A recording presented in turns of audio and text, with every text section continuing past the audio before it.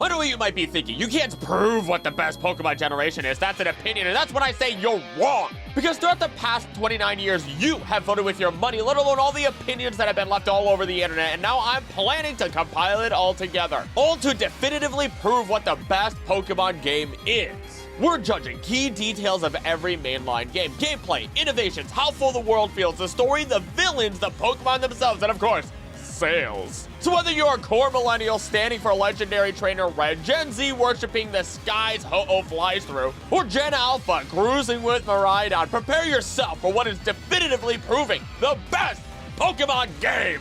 Howdy there, I'm Curlic, and I know I have a mountain to climb here, but this is not like how I decided the best region to live in. No, this is playing the game and enjoying it. And I know there's going to be a lot of arguments, so as we go through, go ahead.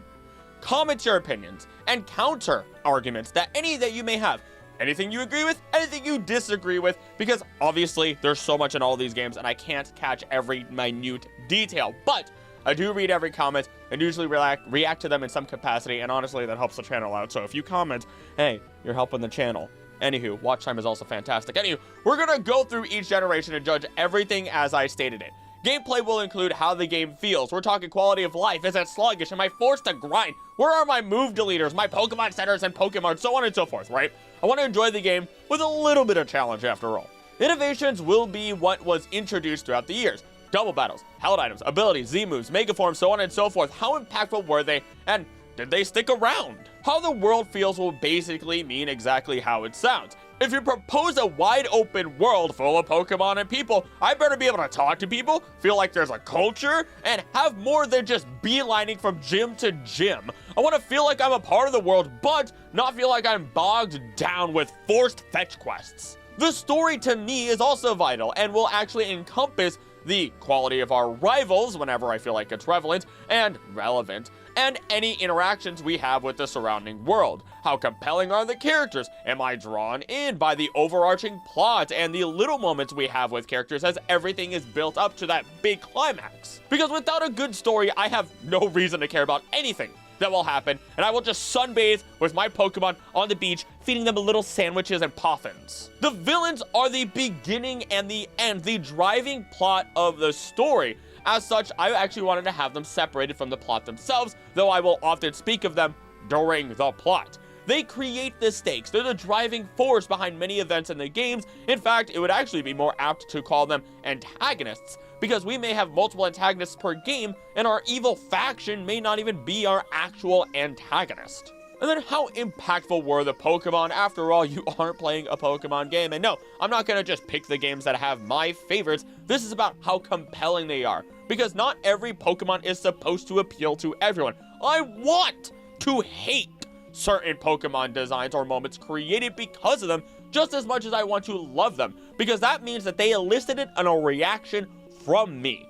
The worst thing you can do in any form of media is bore me. Of course, sales are just going to be sales. How many millions of copies did they sell over the years? And those are all going to be physical copies, not the digital ones. And all of it is going to be as of December 2024. And as we go through, when it comes to any of the remakes, I will update them separately and give them different scores as necessary.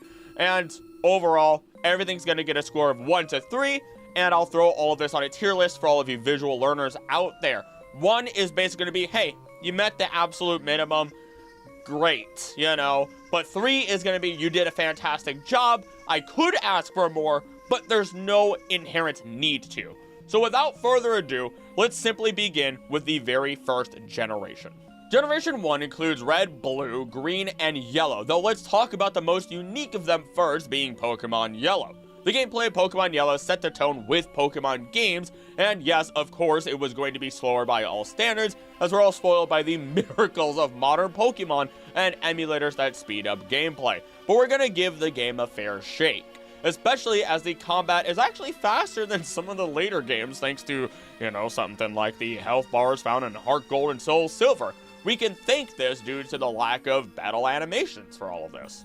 You don't really get a choice to pick your starter in Pokemon Yellow. In fact, you watch as your rival takes what is supposed to be your Eevee, and Professor Oak just kind of shrugs and hands you the Pikachu he caught right in front of you. The very Pikachu that is basically just supposed to be Ash's, as this is supposed to be a faithful remake of the anime. Not a remake, but just a emulation of it, I do suppose. That Pikachu cannot evolve or be released, again, all because it was inspired by the anime.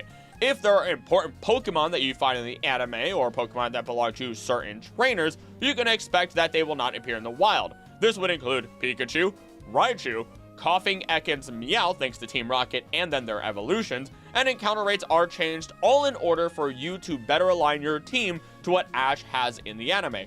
But hey, despite losing out on a number of encounters, you at least have Jesse and James in the game to enjoy, so that's fun. In terms of gameplay, and this kind of goes for all of them, you don't know what you're missing unless you're in the modern day, which is running. Your legs do not work like they used to before, or rather how they will in the future, I suppose, as you cannot run. Meaning that if you have to backtrack, you're gonna have a rough, sluggish time, especially if you white out, or blackout. I think it was blackout in the old games, I'm not entirely sure. Luckily though, in Pokemon Yellow, Pikachu is walking behind you the entire time to help keep you company, but let's also look into the general gameplay. Generation 1 introduced the key Pokemon gameplay elements which have remained to this day, as well as a system of game releases now considered by fans to be the standard formula, quote unquote. While many of the features enjoyed in the more recent generations are later additions to the series, the following have their origins in Generation 1. The player has a party of 6 Pokemon which can use in battle against Pokemon trainers or wild Pokemon, duh. PC-based storage system with 12 boxes of 20 Pokemon each, 151 species of Pokemon, and then you have a complex battle system, including your 5 stats, HP, attack, defense, speed, and special, 15 different types, 165 unique moves, the Pokemon League Challenge, the Elite Four, and Champion, of course, and then you had Linked Trade and the battle system between 2 Game Boy systems. I'm not really going to be talking about a lot of the online features or anything like that. We're going to assume that you're a lonely boy and or girl or non-binary pal, and as such, you just don't have friends. You don't have friends whatsoever. You're playing the game by yourself. Maybe you're buying this for a nephew, a niece, your child. I don't know. Either way, you're going to assume that they don't have a friend that can play this game. As such, I'm just not talking about online features pretty much from here on in. Sucks global trading system. Nobody uses you. I mean, I'm sure plenty of people do, but I don't. So of course for these early games, we'll say that they're a bit clunky and slow moving in terms of gameplay, but we'll cut them some slack because they were some of the first games. So while I am going to give it a 1 in terms of gameplay, know that I do so out of the modern day lens, not out of disrespect. But how about we move on from gameplay, because we're already leaking into some of our other categories with our discussion here. Innovations in Generation 1 isn't much to talk about in general. I guess the biggest innovation is that you basically got to play as Ash when it comes to Pokemon Yellow. A minimum friendship system was put in place in Pokemon Yellow with Pikachu, and again, trading between games existed from the very beginning. Although a Japanese game could not trade with non-Japanese cartridges due to being unable to translate the characters over, as such it would cause a corruption in the game. Or glitch, in other words. Ultimately, Pokemon Yellow itself, or even Generation 1 as a whole, is the innovation. It brought audiences in from Western cultures and kickstarted a lifetime of generational journeys through the world of Pokemon. I would be wrong to not give Generation 1 a 3 in innovation, because without it, again, more specifically Yellow, as it was the first game released in North America, then no other innovations would have ever happened. We won't apply this to all categories for Generation 1, but it feels very apt to give it a 3 in innovations. Also, because I haven't said it, the total score is 21 because we have 7 categories, so just keep that in mind as we move on to how does the world feel.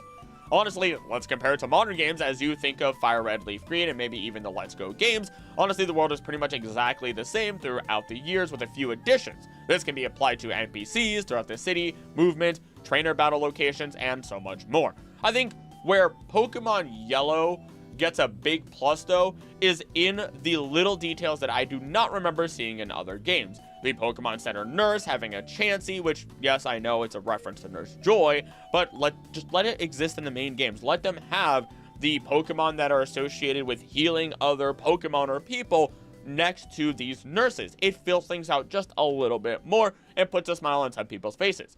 Honestly, the world is solid, but not excessively filled. and not really comparable to the modern day games, and even then some of the modern day games could use some work.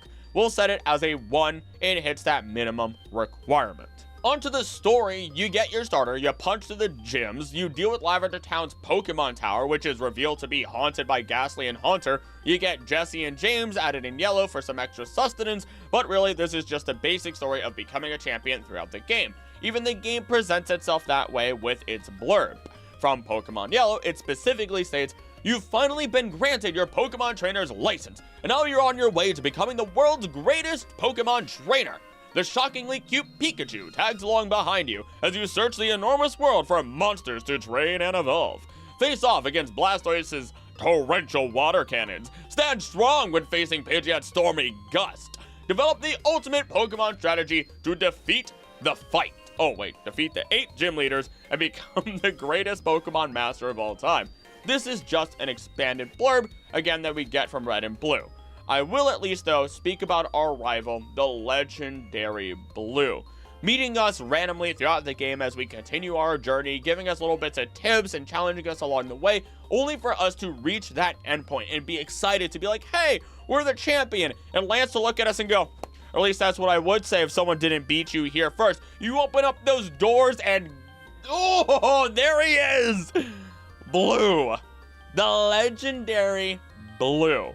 It's a great moment, and I give a lot of respect to it, and one of my favorite pieces of media, if you haven't noticed, if you watch the intros and everything, is to use the Pokemon Gacha music video scenes, because it shows so many of the moments from the games, and watching the camera zoom in to Blue, his team comes out, you're in the Hall of the Champion, and he just gives you that grin of, I beat you here.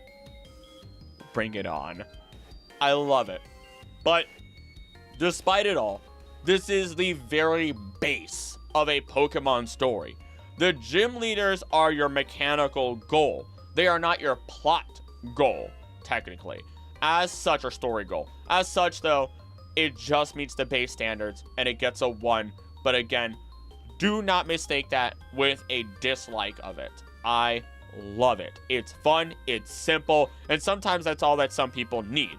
So as we go through these categories, remember what you like. Remember what you prefer, and know that I'm going to give a very strong, unbiased opinion mixed in with my actual opinion. So you'll find what you really love, and maybe you'll find a game that you haven't played and would love to take a shot at. Looking at our antagonists, let's speak about Team Rocket. Team Rocket.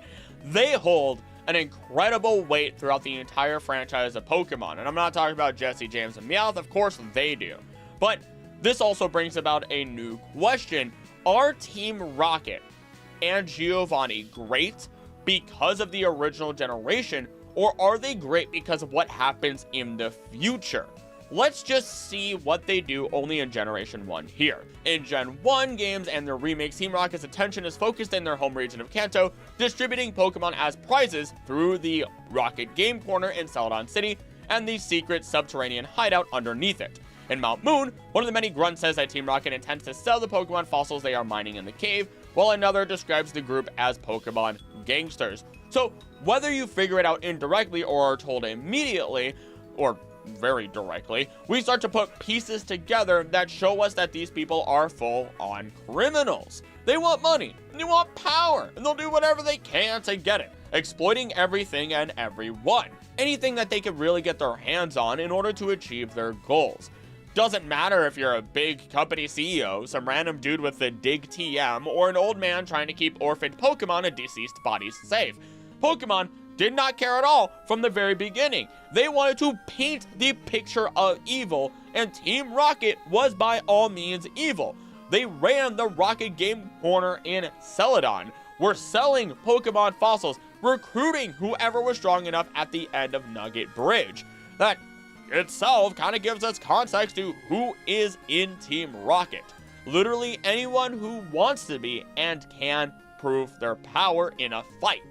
I guess the Elite Four within Paldea isn't much better, considering they have Poppy there, a literal child, but at least they're keeping her off the streets. I would like to imagine, though, that Poppy just gets hired and Gita looks at her and just goes, slides the gun across the table with a badge and says, "You're on the force, kid."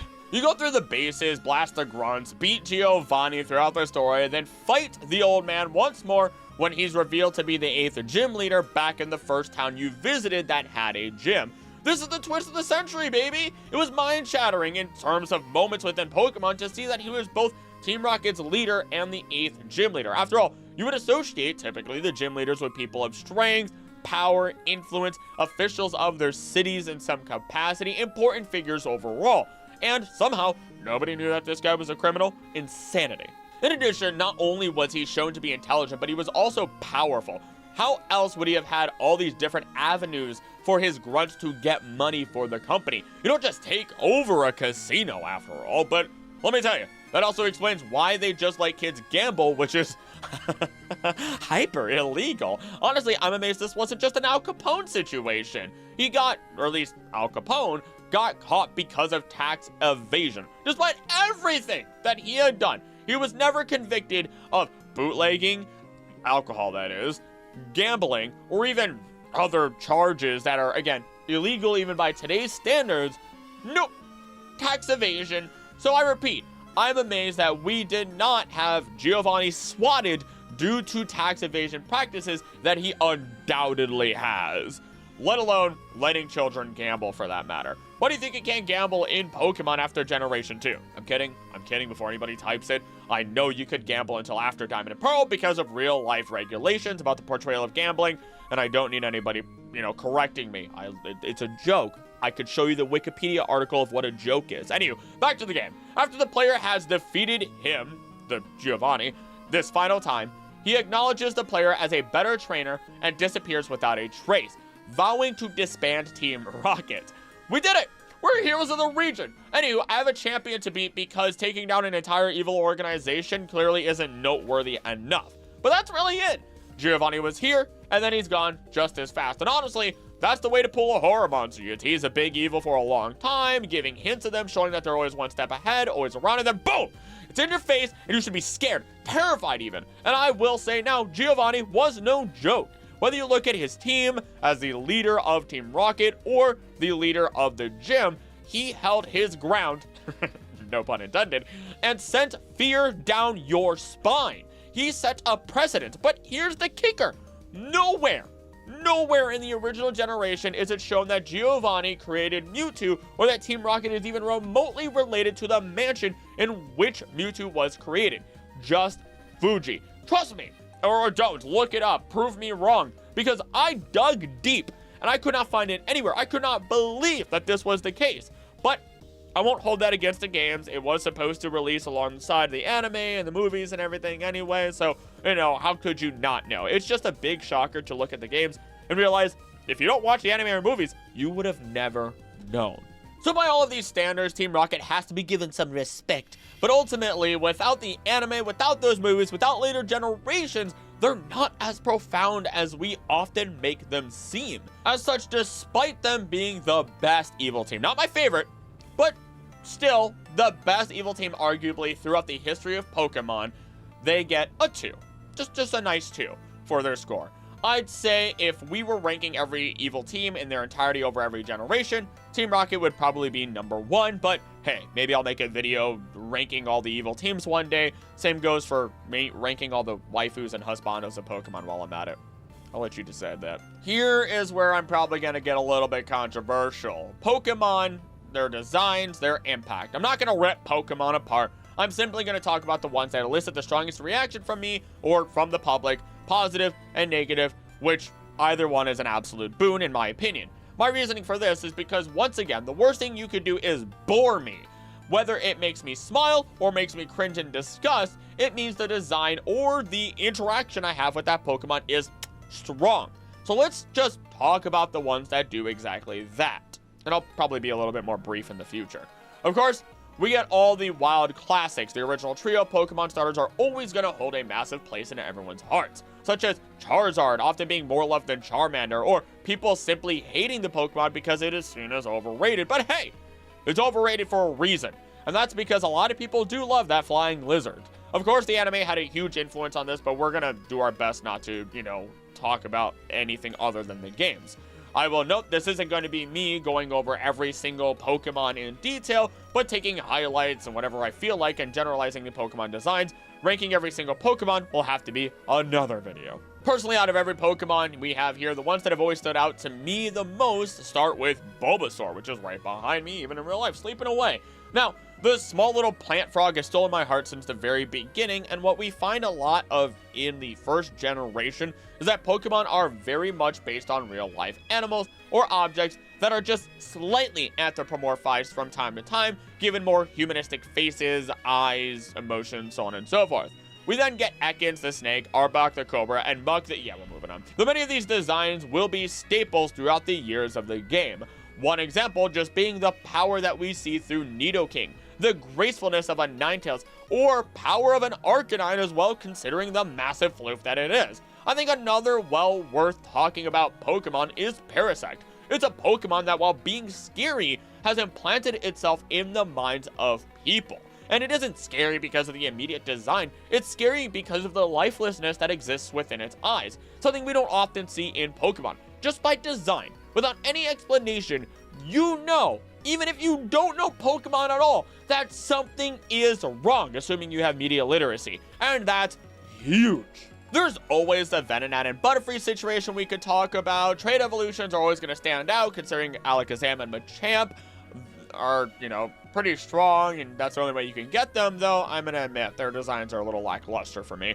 It's really the anime that brings out their potential visually. Not to say I dislike them, but, you know, when it comes to certain Pokemon, some of them are a lot better in 2D than the modern 3D, or when it comes to some Pokemon, they should always be in motion. I love Gengar. Gengar should always be in motion because it is such a basic design. And a lot of people may well love it, but it's primarily because of the anime. I love Gengar, my favorite Pokemon. But if that boy is not in motion, he is not as good visually. And that's because he is supposed to be in motion at all times.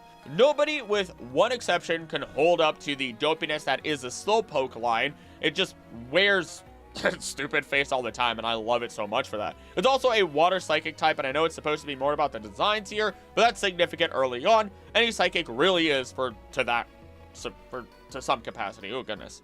Hypno has always created a visceral reaction from people, but no matter what anyone says, Voltorb and Electrode had an impact. Even if it was just because they tricked you by pretending to be Pokeballs in the overworld, they had an impact, an explosive one, you could say. And they were fast, in fact. They are still very, very fast. So they made waves. Sound waves, to be precise.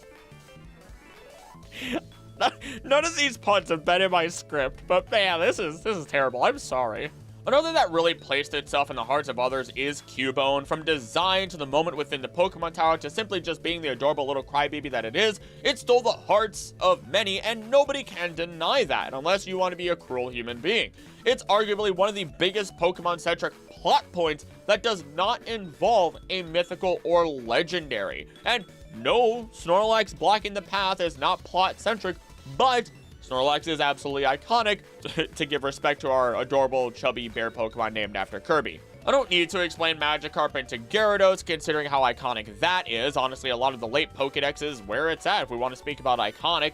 Lapras, Ditto, Eevee, the fossils, the legendary birds, the Dragonite line, Mewtwo, and Mew. These are all Pokemon that are so iconic throughout the years that Gen 1 is often the comparison generation for a reason.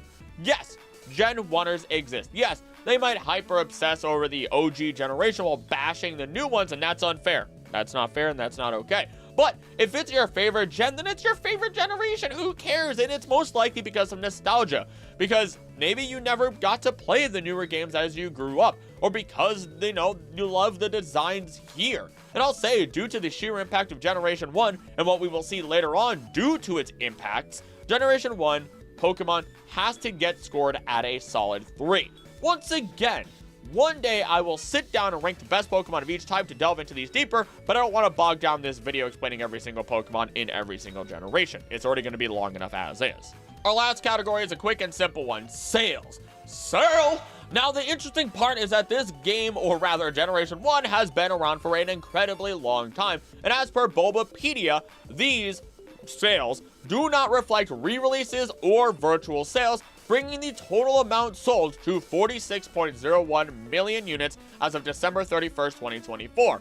After all, this was the craze of Pokemon that really boosted it. The anime, the movies, this generation releasing worldwide, there was a lot here to boost those sales. So overall, when we score everything together, we put Generation 1 at a solid 14 out of 21, which, you know what? Entirely fair for the first game in its franchise. That's huge. It's like basically becoming a best-selling novel on your first try or having a hit movie on your first try. It's good, and it leaves room for improvement. Before we move on to Generation 2, I do want to say thank you so much for watching. Make sure that you do subscribe, share this video around with others. Comment below the top things that you can do other than becoming a member to support the channel for as little as $3 a month is commenting on the video and having or adding to my watch time of the channel, as YouTube loves that.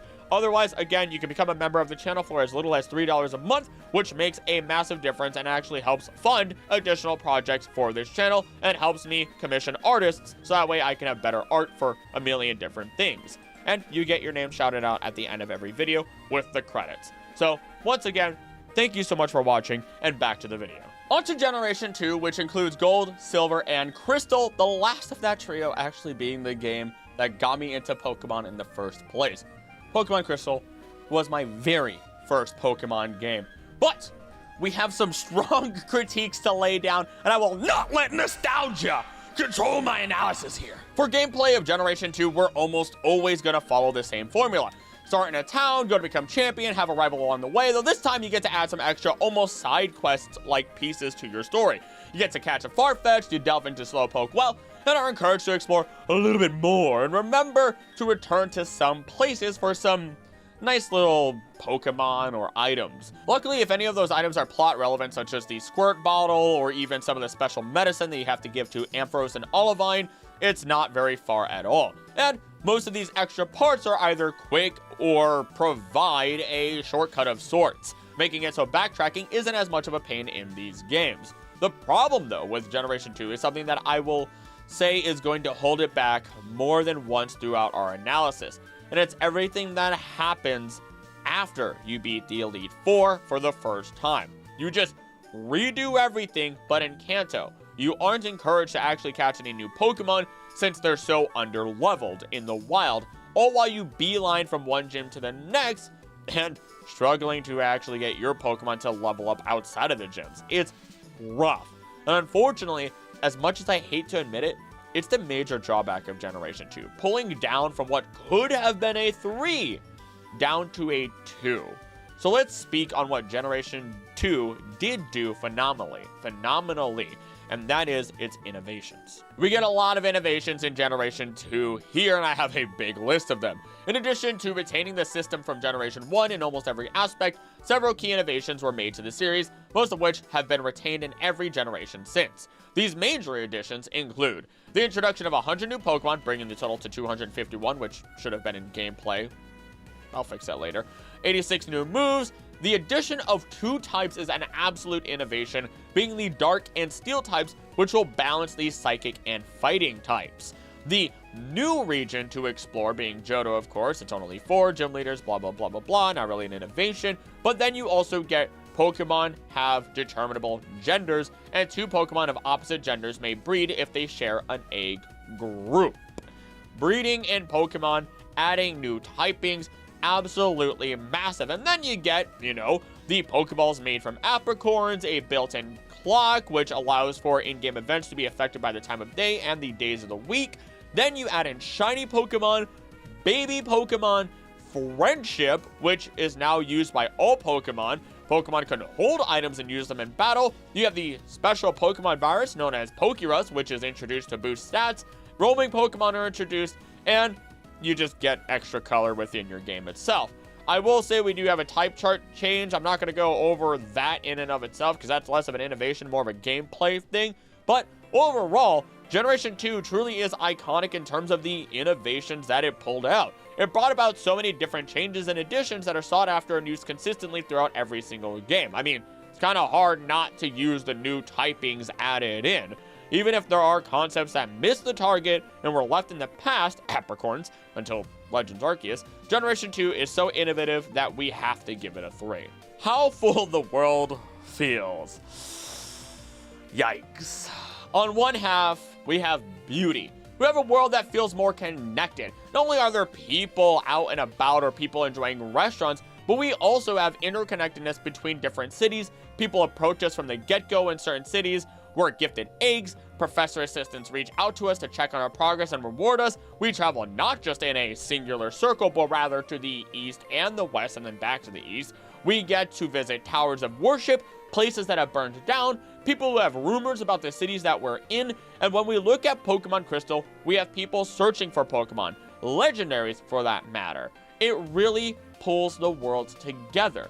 The problem is that they did not fill up this world this much in the second part of its game.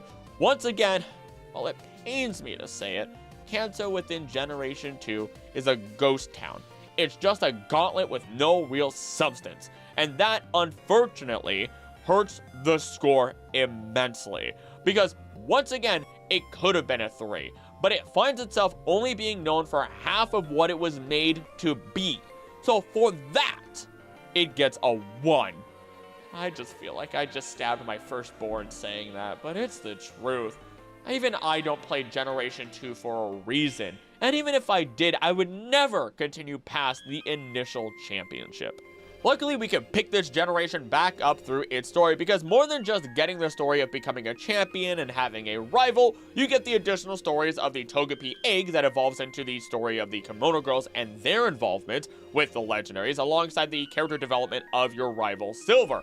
This time, as we go along, our antagonists will be discussed as part of the story as they become more directly influential rather than being a quick blockade and big event. Then we'll still discuss their weight plot-wise in our analysis afterwards. You get your starter, get the discovered egg from Mr. Pokemon, who thought he first discovered Pokemon eggs and is overly excited. In fact, he is noted to be somebody who always gets overexcited about things that have already been discovered, thinking that he discovered it himself. Oops. Though you then meet the character that you'll tell the police is named anything other than his real name, being Silver. Over the course of the game, you get to stop the desperate Team Rocket from gaining money through cutting off delicious Slowpoke tails, the only other person trying to help being an old man who falls down the well and hurts his back in the process. Not the gym leader nearby who is an expert in bug-type Pokemon and could literally probably dropkick these guys. No, Bugsy isn't there to help. But either way, you defeat Bugsy, defeat the Silver who says how weak your Pokemon is despite him being the one losing, catch some Farfetch, find the daycare, then delve into Goldenrod. Once again, you get the same pattern of development as you learn about the radio tower, challenge Whitney, open up your pathway by getting rid of Sudowoodo, rinse and repeat with other minor tasks along the way, but throughout the entire time, you start seeing more of the story being laid out. You get to meet the Kimono Girls throughout the game who don't really tell you anything until their big moments later. You save Ampharos, you deal with the legendary Lake of Rage where you get your guaranteed red Gyarados. Well, I guess it's not guaranteed if you don't catch it. Either way, that's also incredibly iconic and is honestly the first shiny of many different individuals who have played the Pokemon games. This is also when you get to meet Lance for the first time, who hides the fact that he's champion until he absolutely blasts another human being and any other Team Rocket member along the way. But don't worry! It isn't until Heart Gold Soul Silver that you get to see his underlevel Dragonite fight alongside you. Either way, you put a stop to Rocket Don's plan to force Pokemon to evolve through radio waves, which caused the Gyarados to rampage at the Lake of Rage. By the way, just as a small note, I found out recently that the dude who did get blasted lived. He's alive and traumatized thanks to that event, and we know this because of Pokemon Masters EX. You take down more gym leaders, and soon you're being told that your job as a child is to go battle an entire unit of Team Rocket who took over Goldenrod Radio Tower. You suit up to infiltrate Team Rocket wearing their clothing, only for you to get called a weeb cosplaying the enemy by Silver, who then rips off your clothes. Luckily, you're a weird individual who wears your real clothes underneath or to get real awkward real fast. He moves on as if he never did a thing, saying how he intends to take down the entire organization himself before you can, I suppose. Floor by floor, you blitz through the grunts, you beat down the impersonator Petrol, and then reach the top of the tower to fight the interim leader and put an end to it all.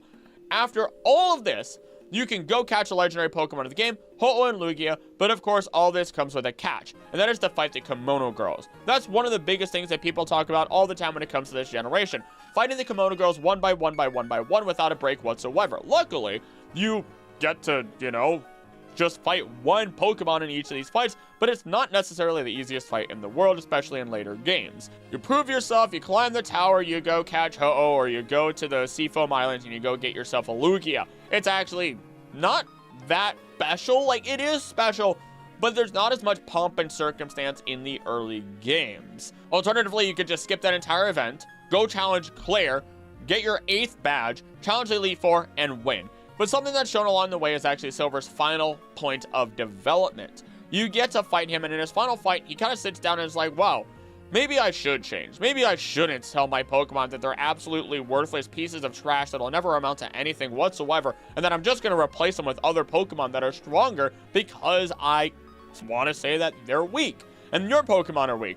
Wow, I'm a horrible human being, and I would have never guessed if I didn't say all those things out loud. And you do see that again. He does develop. He does end up with a Crobat, so he does love his Pokemon. He gets to keep his Sneasel that he stole from the old man on one of the... the Cinnabar? Not Cinnabar. I don't remember where it is at this point, honestly. Either way, the dude lets him keep the Sneasel that he stole because likely the friendship is high, very similarly to how we could borrow the Shuckle, but if the Shuckle from him has a high friendship, he lets us keep the Shuckle. It's an inference, but it's a fair one nevertheless. And I will note one post-game story piece that strikes fear, anticipation, and sheer monumental levels of emotion for anyone who has properly experienced it, and that is the fight with legendary trainer Red himself. You go all the way up this mountain, and at the peak of it sits your past self, or rather, the true legendary trainer Red, and he is a doozy, swinging at you with power that has otherwise not been seen in the games to this point. Nobody in the games can compare to Red in terms of his team, and that deserves a mention here. With all this, the story of Generation 2 is fantastic. There's some post-game story, but it isn't really much and just leads to this point once expedited. So we can at least sit down and see a story that isn't left as empty as Kanto was. Though, by looking at it, sure, the story is good, but it isn't earth-shattering. And it doesn't compare to what we see in our later games. We need more than just pieces that are amazing. A lot of these pieces are small stories that are not as interconnected as you would hope that they would be, versus other stories that have fully connected story elements that allow them to blend into each other and create something bigger and more fantastical. You want a balance of small and big to bring about a good, cohesive story that adds into one singular theme for your product, and that makes everything in that generation stronger. So another big point of it is, when you think about this generation, these are all isolated events for the most part. You go, you deal with the Kimono Girls, and you get a nice scene with Ho-Oh. Actually, you get that in the later generation, but it's isolated. It's small story beats that are really good, but otherwise not one continual good story. So with that, it still sits at a 1, but is a close 2. And I might be just a little bit harsher because I love it so much. I find that the things that I love the most are things that I end up finding the most flaws in, yet love anyway, and I love with an intensity that I hope you can see as me wanting to nourish and help what I love grow through proper constructive criticism.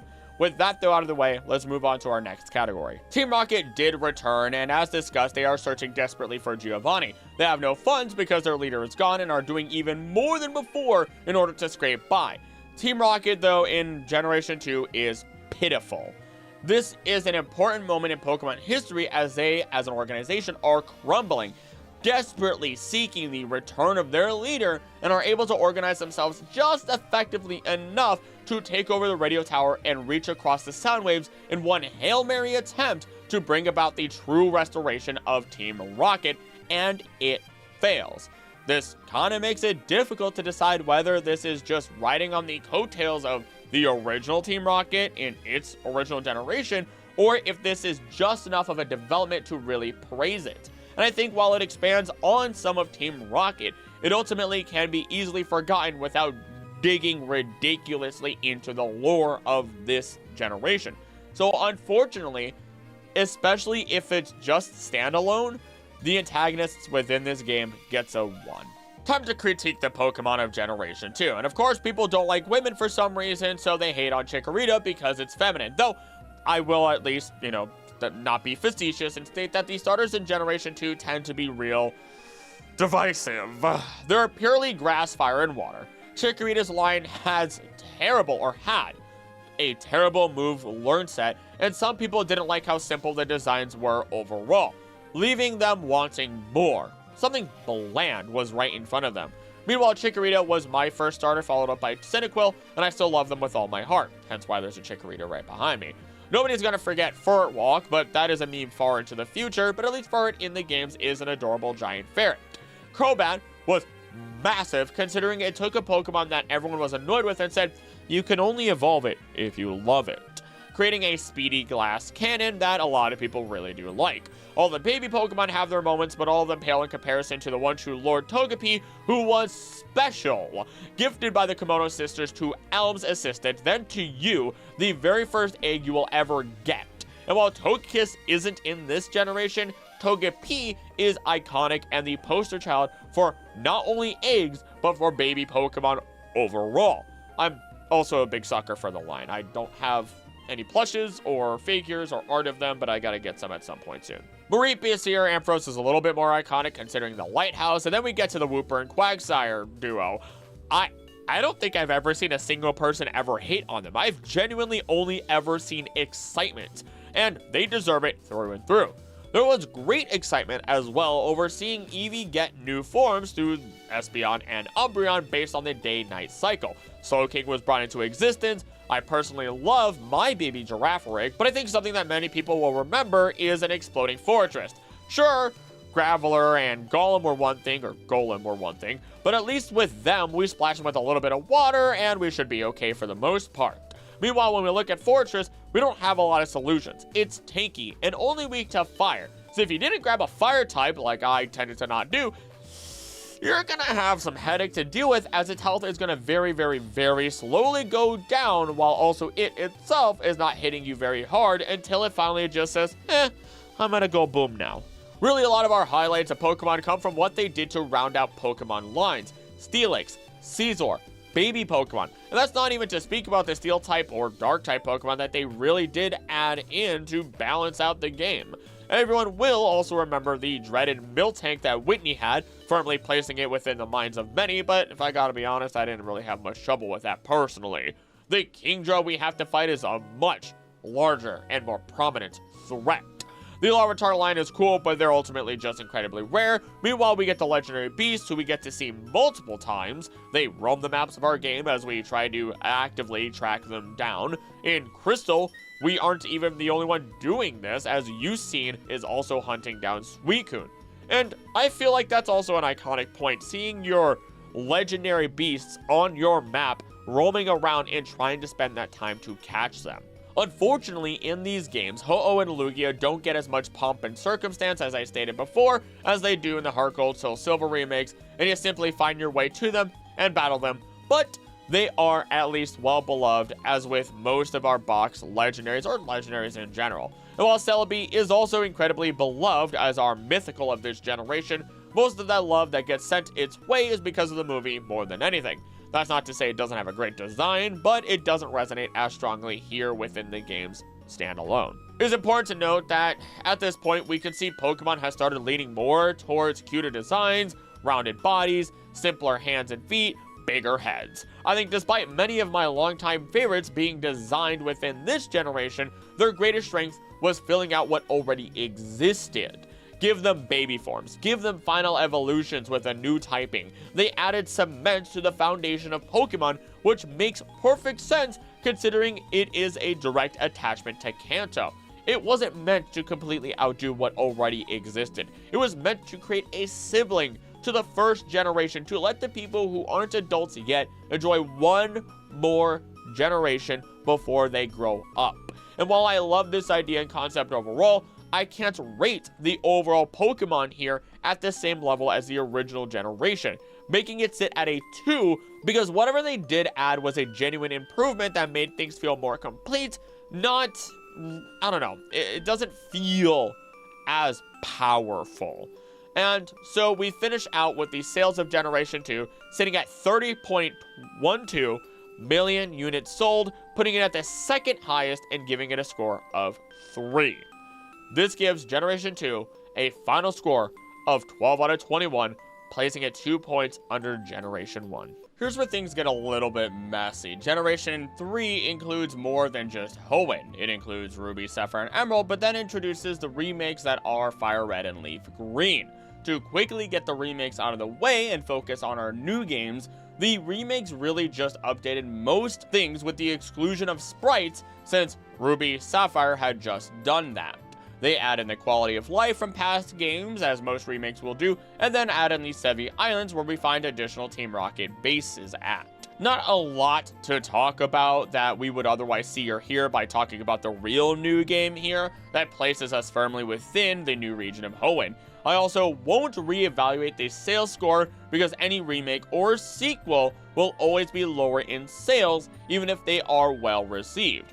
As such, for Fire Red and Leaf Green, we don't really get to update anything other than the gameplay itself, which would be bumped up to a 2, giving it a score of 15 out of 21.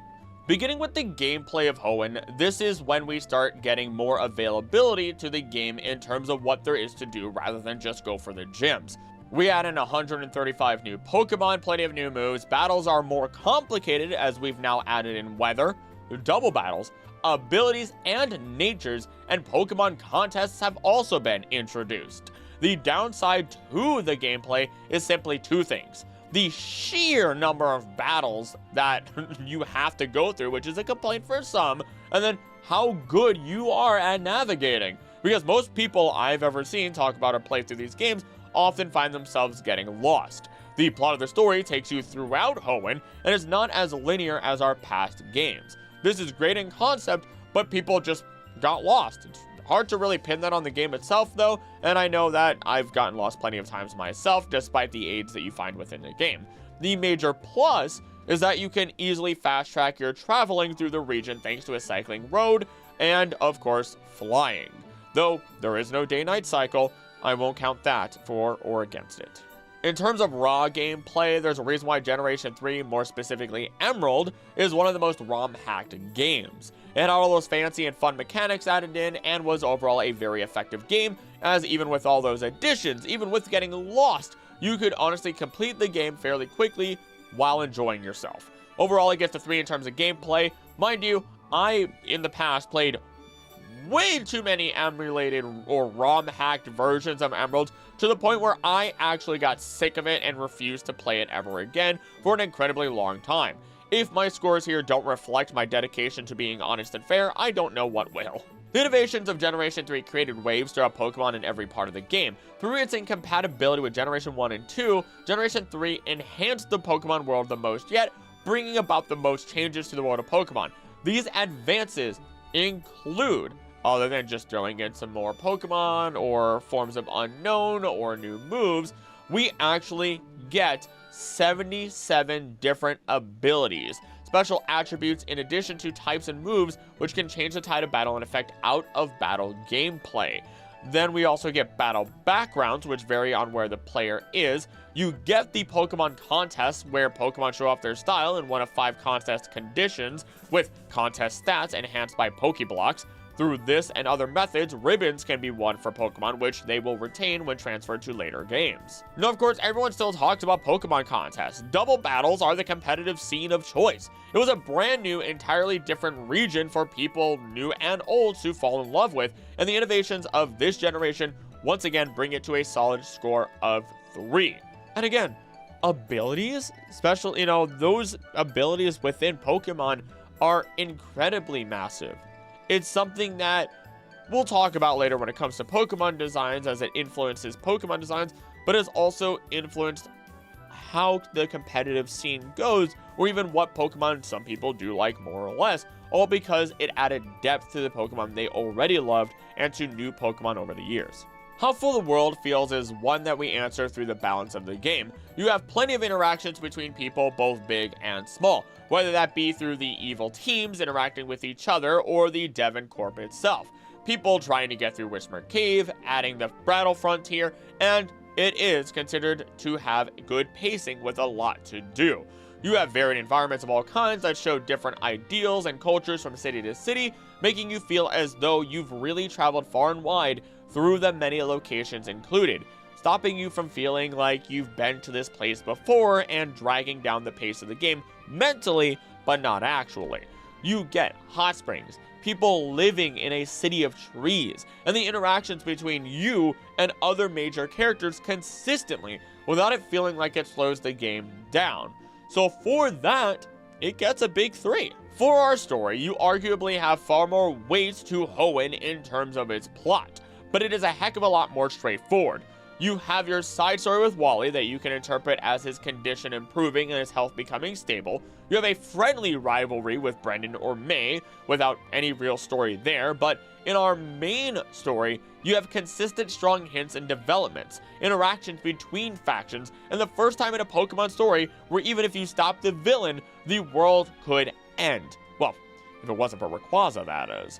The weather was in complete turmoil. These were Titans that were battling and could rip apart Hoenn, let alone anything else they battled near. And even if you haven't played the game, everyone will always remember Rayquaza flying down like an angry mother to yell at their children to go to bed. Honestly, throughout the game, you have to stop either Team Magma or Aqua multiple times as they continually affect others by stealing meteorites, stealing ship parts, and whatever else they did along the way, all in order for them to give power to and then control Pokemon that they have no business controlling.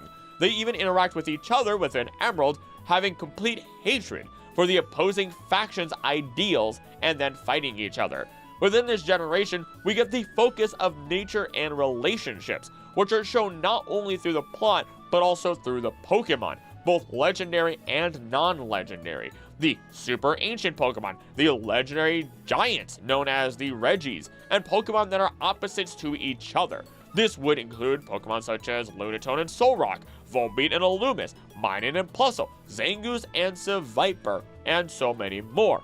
Hoenn's people are also far more attuned to nature than previous regions. Fortree City is built alongside Pokemon in the trees. Pacific Log Town is built on wooden rafts in the sea atop a Corsola colony. I don't know how I feel about that, even though Corsola cannot be found here in the games, or at least there within the games. With Secret Power, you can also make a secret base out of trees, caves, or clumps of grass. So by knowing all of this plot and focusing on that main story, all the interactions and how you work with others, the weight of consequences that befall your character and Hoenn as a whole, thanks to the seemingly irreversible actions of two groups of individuals blind to what they're really doing, the story is good. I believe it has more depth than our previous 2 generations, and it's through the events included in the story that we find something memorable. You might remember fighting Giovanni, but most people remember the interconnected events that lead up to the big moments of these games.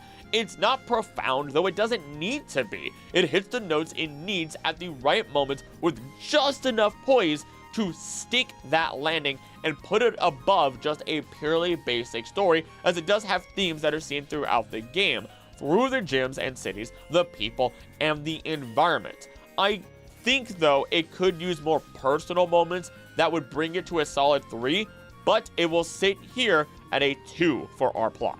For our antagonists, it's more than just Aqua and Magma. It becomes Kyogre and Groudon by the very end. They're out of control and threaten the lives of everyone. At least here in Generation 3, Aqua and Magma may have been calculated enough to get what they need in order to awaken these ancient beasts, but they're more arrogant than what we've seen before, wanting to expand the land or the sea further with no true definitive final goal, which makes them look like bumbling oafs that would have died with the rest of us because they couldn't even get the right orbs to control their respective legendary Pokemon. In the original games, they are an absolute joke that somehow stumbled into the correct answers they were looking for, but luckily they get some redemption in their future remake.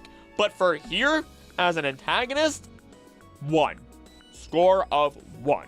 Pokemon Judgment Time. Who am I kidding? Judgment comes in Generation 4 when Arceus comes on down. Gen 3 starters are arguably one of the most well-beloved. I don't feel as strongly about them myself, other than appreciating Mudkip the most out of them all, but of course these Pokemon would return in the future for a reason. But within the original games, here, these starters would evolve into more complicated designs with far more personality added to them. In addition, when you think of these starters, you think of their unique typings that were added to them, that were missed with the previous generation especially. Excluding Sceptile, of course.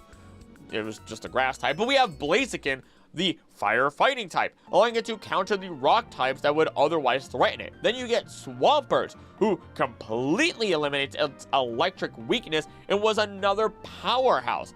People loved these third stages for everything that they were, despite me personally thinking that Swampert is not all that great, and it's fine. I don't know. I don't care for Swampert, but its Mega Evolution is mwah! I love it. It's one of my favorite Mega Evolutions out there. As for other Pokemon, my boy Ed is here. Where's Ed? There he is. There he is on my shelf right there. And Ludicolo is another beloved Pokemon for being as goofy as it is. The Ralts line as a whole is incredibly popular for any reason you may think of, but, you know, popular nevertheless. Honestly, as we go through the Pokemon introduced here, they have some incredibly different designs. And that could be because they started looking at other inspirations for said designs, delving more into yokai for Pokemon such as Mawile, getting into the innovation that were abilities and incorporating what their abilities could look like in the final designs for these Pokemon. The Whismur line having soundproof, Hariyama having thick fat, Seviper with shed skin. That one's fairly obvious. It's a snake after all. Either way, you can look at the Pokemon that is floating in the air without wings and assume that it might have the levitate ability, unless it's Magnemite, of course, amongst a few others, but that's Generation 1. We could go on and on, listing inspirations that allowed the designs of Pokemon to really begin to flourish within this generation.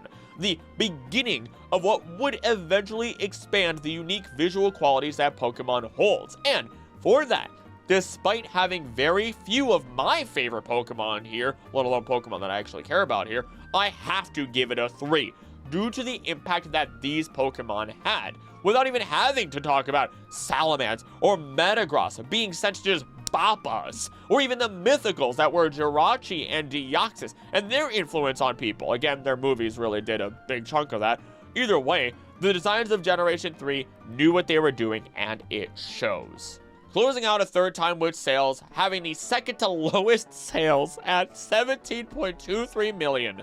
At the time of its introduction, Generation 3 drew criticism for its inability to receive Pokemon data from prior generations, as only 184 of the previously introduced 251 species were available. Some players perceive this as a reboot of the series. The game also saw a jump in newly introduced legendary Pokemon, with 10 more introduced, a significant increase from Generation 2, which only introduced 6, which also displeased some players. So unfortunately, due to its initial reaction, though it did grow over time, that places it as a 1 for its sales, leaving Generation 3, though, with a total score of 16 out of 21. Doing pretty well. Diamond, Pearl, Platinum, and then the remakes of Heart Gold and Soul Silver sit within Generation 4. Quickly speaking of Heart Gold, Soul Silver, one of the most massive upgrades that helps the game is how full the world now feels. When you go to Kanto, it isn't an absolute ghost town anymore. When you go to Hano, Lugia, or Ho-Oh, it is an entire event with the game, or within the game, as the Kimono Sisters summon them with their dancing. You include all 493 Pokemon, any of your Pokemon can now walk behind you, there's interactions and reactions galore between people and Pokemon. It's a genuinely amazing upgrade. That brings how full the world feels in its score to a solid 3, and is arguably one of the most full-feeling worlds within the Pokemon games. Though the levels of Pokemon within Kanto still hold it back alongside pretty much anything else related to how you level up your Pokemon and how slow that can feel. You can't really rank innovations higher than they already were for this game. The story didn't really change, but was rather improved for the parts that were good already, in addition to the events of Celebi and Arceus that were added in and are phenomenal. but are still just isolated events that don't add to the overall plot that we find within Hoenn. With that, our score simply rises to a 14 out of 21. Now, let's talk about our diamonds, our pearls, and some platinum. Doesn't really work out for that last part there. Just like we did with Ruby, Sapphire, and Emerald, we'll focus on the third game for our analysis to give this series the best chance it has, as we're going to talk about Pokemon Platinum specifically. One of the biggest gameplay changes is as follows. A significant Pokemon battle mechanic is altered, in which after a Pokemon faints, its trainer is no longer prompted to immediately switch in its replacement. Instead, waiting until the turn is resolved before the trainer is prompted to do so. This prevents a Pokemon from being knocked out on the same turn that the Pokemon it replaced was knocked out, except by entry hazards, and also make it possible for a move to miss because it has no target. Imagine getting double kills in Pokemon, a turn-based game. Which, I mean, yeah, by today's standards with double battles and everything, whatever, you get what I mean. We get 107 new Pokemon, 113 new moves, 47 new abilities, more boxes in the storage system if you like catching Pokemon, an improvement to the Pokemon contest, real time and days of the week, and a big one, the physical special split. Moves are now designated physical or special based on the move itself rather than the move's type. There is also now the category of status that includes moves that do not do direct damage, such as Toxic, Recover, and Destiny Bond. To me, this is less of an innovation and more of a gameplay improvement itself that was very necessary, so I could consider it more of a quality of life. This has now allowed, or rather, not even quality of life, that's an actual mechanic.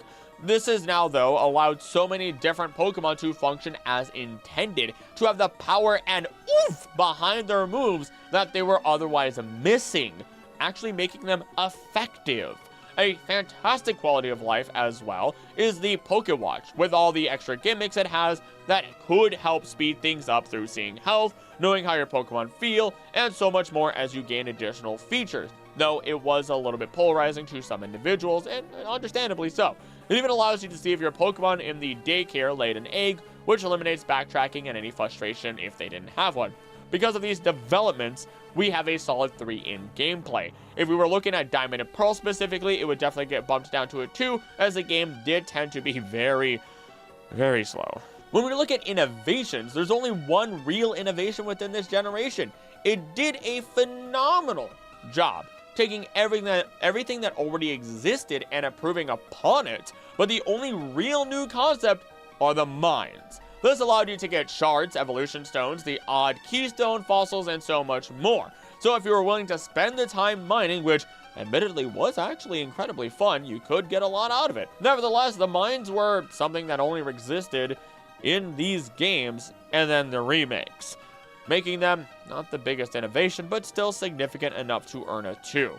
I mainly state this because you could say all the improvements were innovations and the mines are fantastic. People crave those mines. For our plot, you begin in a small town, get your starter, meet your rival named Barry, who is really just a big goof. This time, though, you get your starter by cracking open a briefcase that was left behind by Lucas or Dawn and Professor Rowan, depending on what gender you choose for, Lucas or Dawn then, and defending yourself from Starly that have come to peck out your eyes. You get to keep your Pokemon and begin your journey through Sinnoh. Our rival doesn't really have that much of a story, but at least Barry does try to keep up with you throughout the entire story while becoming a little bit less brash, which is fine. Sometimes, characters don't require a ton of character development. Let them be their charming selves the entire time.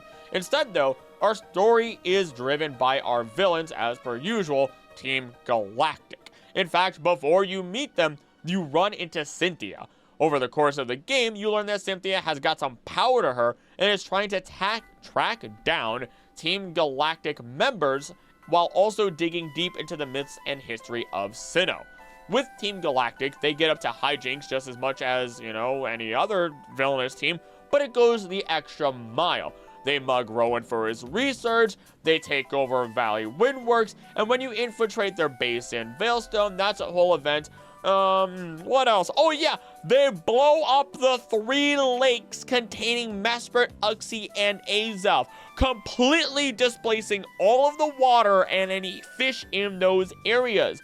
From here, Team Galactic is then in their final step of their plan as they reach the top of Spear Pillar. Cyrus preparing to summon the gods of time and space, Dialga and Palkia, in order to create a universe without spirit and emotion. You team up with Barry, blast the admins, get to Cyrus, but the problem here is that you're too late.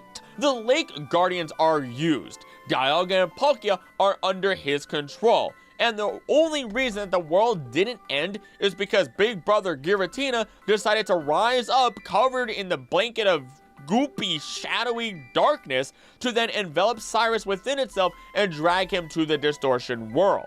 You then go in, walk around Distortion World like it's the Escher Staircase art piece, battle Cyrus, even defeat Giratina itself, only to then be told by Cyrus, yeah, I don't care if you've already won. My business isn't done, so I'm just staying here. Giving us the first time that a Pokemon battle did not matter to the loser, and the first time that our antagonist just completely succeeded. Let's be real. Cyrus gets to be in a new universe. Sure, maybe he didn't create his universe, but he's gone. You can't reverse what's happened at this point.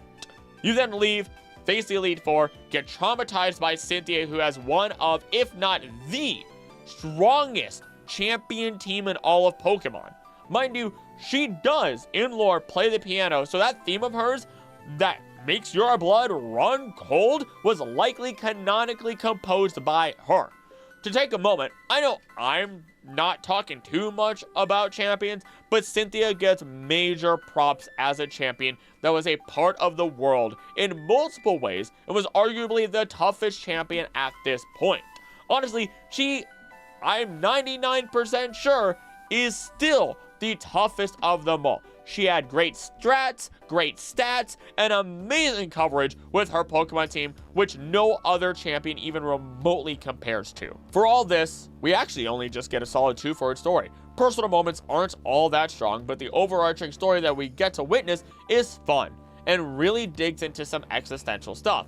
What I really think excels here, though, is actually our next category, being our antagonist. As stated, Cyrus is a showrunner, and he does not intend to pump those brakes for any reason, no matter what happens. His team successfully mugged people, had 2 bases, blew up lakes, stole the Lake Guardians, which are gods if you look at their direct translation, used them to chain the gods of space and time, and even when our Distortion World Serpent came in to strike him down, he instead proceeded to fight us and then watch us fight Giratina, only to say, I have unfinished business, your child, there's more conflict than a Pokemon battle. I will deck you in the face if I have to. Cyrus completely succeeded in his plans, and the only way he didn't, or only, universes he didn't, is when he gets pulled in to his portal in the anime, and Dialga and Palkia blast the portal. Or if you look at Team Rainbow Rocket, which spirits him away the second before Giratina takes him. You as the player, you as the character, are completely irrelevant. Sure, you stopped Team Galactic from a couple of other things, and sure, you stopped them from having control over the gods of time and space after Cyrus dips, but we know that Giratina had this in the bag because Giratina has the power to outdo both of them and can't be controlled by the Lake Guardians. Most of what our antagonists do here are irreversible because sure, you can put water back into the lakes, but have fun repopulating those waters correctly on top of reestablishing a proper ecosystem there. Due to all of this, Team Galactic gets that perfect score of 3. The Pokemon within this game are some of the most talked about and beloved Pokemon I have ever seen as a collective. These starters captivated hearts, Bidoof is God. The Shinx line is added and changed within so many fan games, and we even get some Pokemon to fill out the lines, such as Roserade, Magnezone, Dusknoir, Electivire, and of course my baby Togekiss. Mwah! I personally love as well Gastrodon for its cry, one of the best cries in all of Pokemon, but the many fans of the world have been absolutely smitten by Spiritomb, the horror that it is. The Gibble line, well, with Garchomp also being a bit of a horror with Cynthia. Riolu and Lucario, melodic, and of course the legendaries and mythicals of this game that had huge events leading to their capture within the game. Shout out to my boy Regigigas. But honestly, Shaman, Darkrai, Cresselia, Arceus itself, I never played the events, but they made their marks. Again, I guess Arceus is more of a heart gold, but bear with me. Obviously, Cynthia's team had a huge influence on this, and even looking at other Pokemon such as Skuntank, we get some strong reactions from people due to its typing. The only other Pokemon that has arguably made one of the largest impacts on the franchise is, of course, Rotom, especially with his entry to this world through first seeing it in a TV screen, making some people believe that it was a legendary or mythical Pokemon. I, of course, may have a little bit of bias since Pokemon Diamond specifically got me back into Pokemon as a small baby Krillix, but it's hard to argue that the Pokemon here deserve a solid 3. Finally, we sit down to crunch the sales numbers and see that Diamond Pearl Platinum sold 24.73 million units, placing it at just barely in a score of 2. I say just barely, but it's just by comparison to the other games and how well they sold. In the end, this places Generation 4, or rather these games, at a score of 15 out of 21. Digging into Generation 5, this only included Black, White, and their immediate sequels. I'll mix the two together as a singular unit to make things easy. It brought about 156 new Pokemon, completely new Pokemon, with old Pokemon only being able to be caught after the National Dex was obtained. We stack on another 92 moves. For those of you keeping track, somehow we are at the 559 total. We add in 41 new abilities, which actually even includes new Dream World abilities that you will nowadays know as hidden abilities. Camera placement was far more varied, which added some realism and life to the world. The Pokemart and Pokecenter are combined. Battle sprites are constantly animated. The music is a bop as it changes dependent on situations. More Pokemon boxes. They cut down on the HMs, which aren't even mandatory anymore. And overall, in terms of gameplay, we're talking about some of the best in this series in terms of combat. Well, triple battles are left in the past, but that's fine. And in rotation for that matter too. We land it with a solid 3 as there were some amazing advancements in gameplay itself. Looking at innovations, you could consider the Dream World being one, which did give us hidden abilities of Pokemon and has stuck around since then. Triple and rotation battles were fun, but they weren't popular enough to keep around. Seasons were another massive innovation that, while visually amazing, they didn't really change encounters much, but they did change when you would encounter people in a greater aspect. This would be for things such as rematches with gym leaders or N for that example. You may wonder how I know the Pokemon encounters didn't change much. Well, that's because I scoured every single route in this region to build an ecology of the region. I've done so for every single region leading up to Kalos and including Kalos. So go check that out after this. I would say though, one innovation is definitely how we encounter our Pokemon. Dust clouds, shadows in the sky, dark grass or randomly rustling grass, all being special ways to encounter Pokemon that also provides us with different Pokemon to encounter or different rates in general. This we will see up until we got Pokemon roaming around in person, not in wild encounters, as those were eliminated. The more I sit and speak on it, actually, the more I realize just how much Generation 5 really did and how most of it still sticks around to this day. So, it gets another 3 for innovations. Our plot. Oh boy. Okay. These games made the plot dummy thick. You not only get one rival, but 2 in the characters of Bianca and Sharon. As their story progresses, we get to see them take 2 different routes with the starters that we did not choose ourselves. Bianca, representing those that pursue truth, realizing that she is not good at Pokemon battles and not everyone can get stronger. In turn, she actually finds her strengths being a professor's assistant and excels at it. Meanwhile, Sharon represents those who pursue ideals. In this case, he always strived to become stronger, though he too even becomes a teacher in the second games, excelling at that, and a gym leader while we're at it.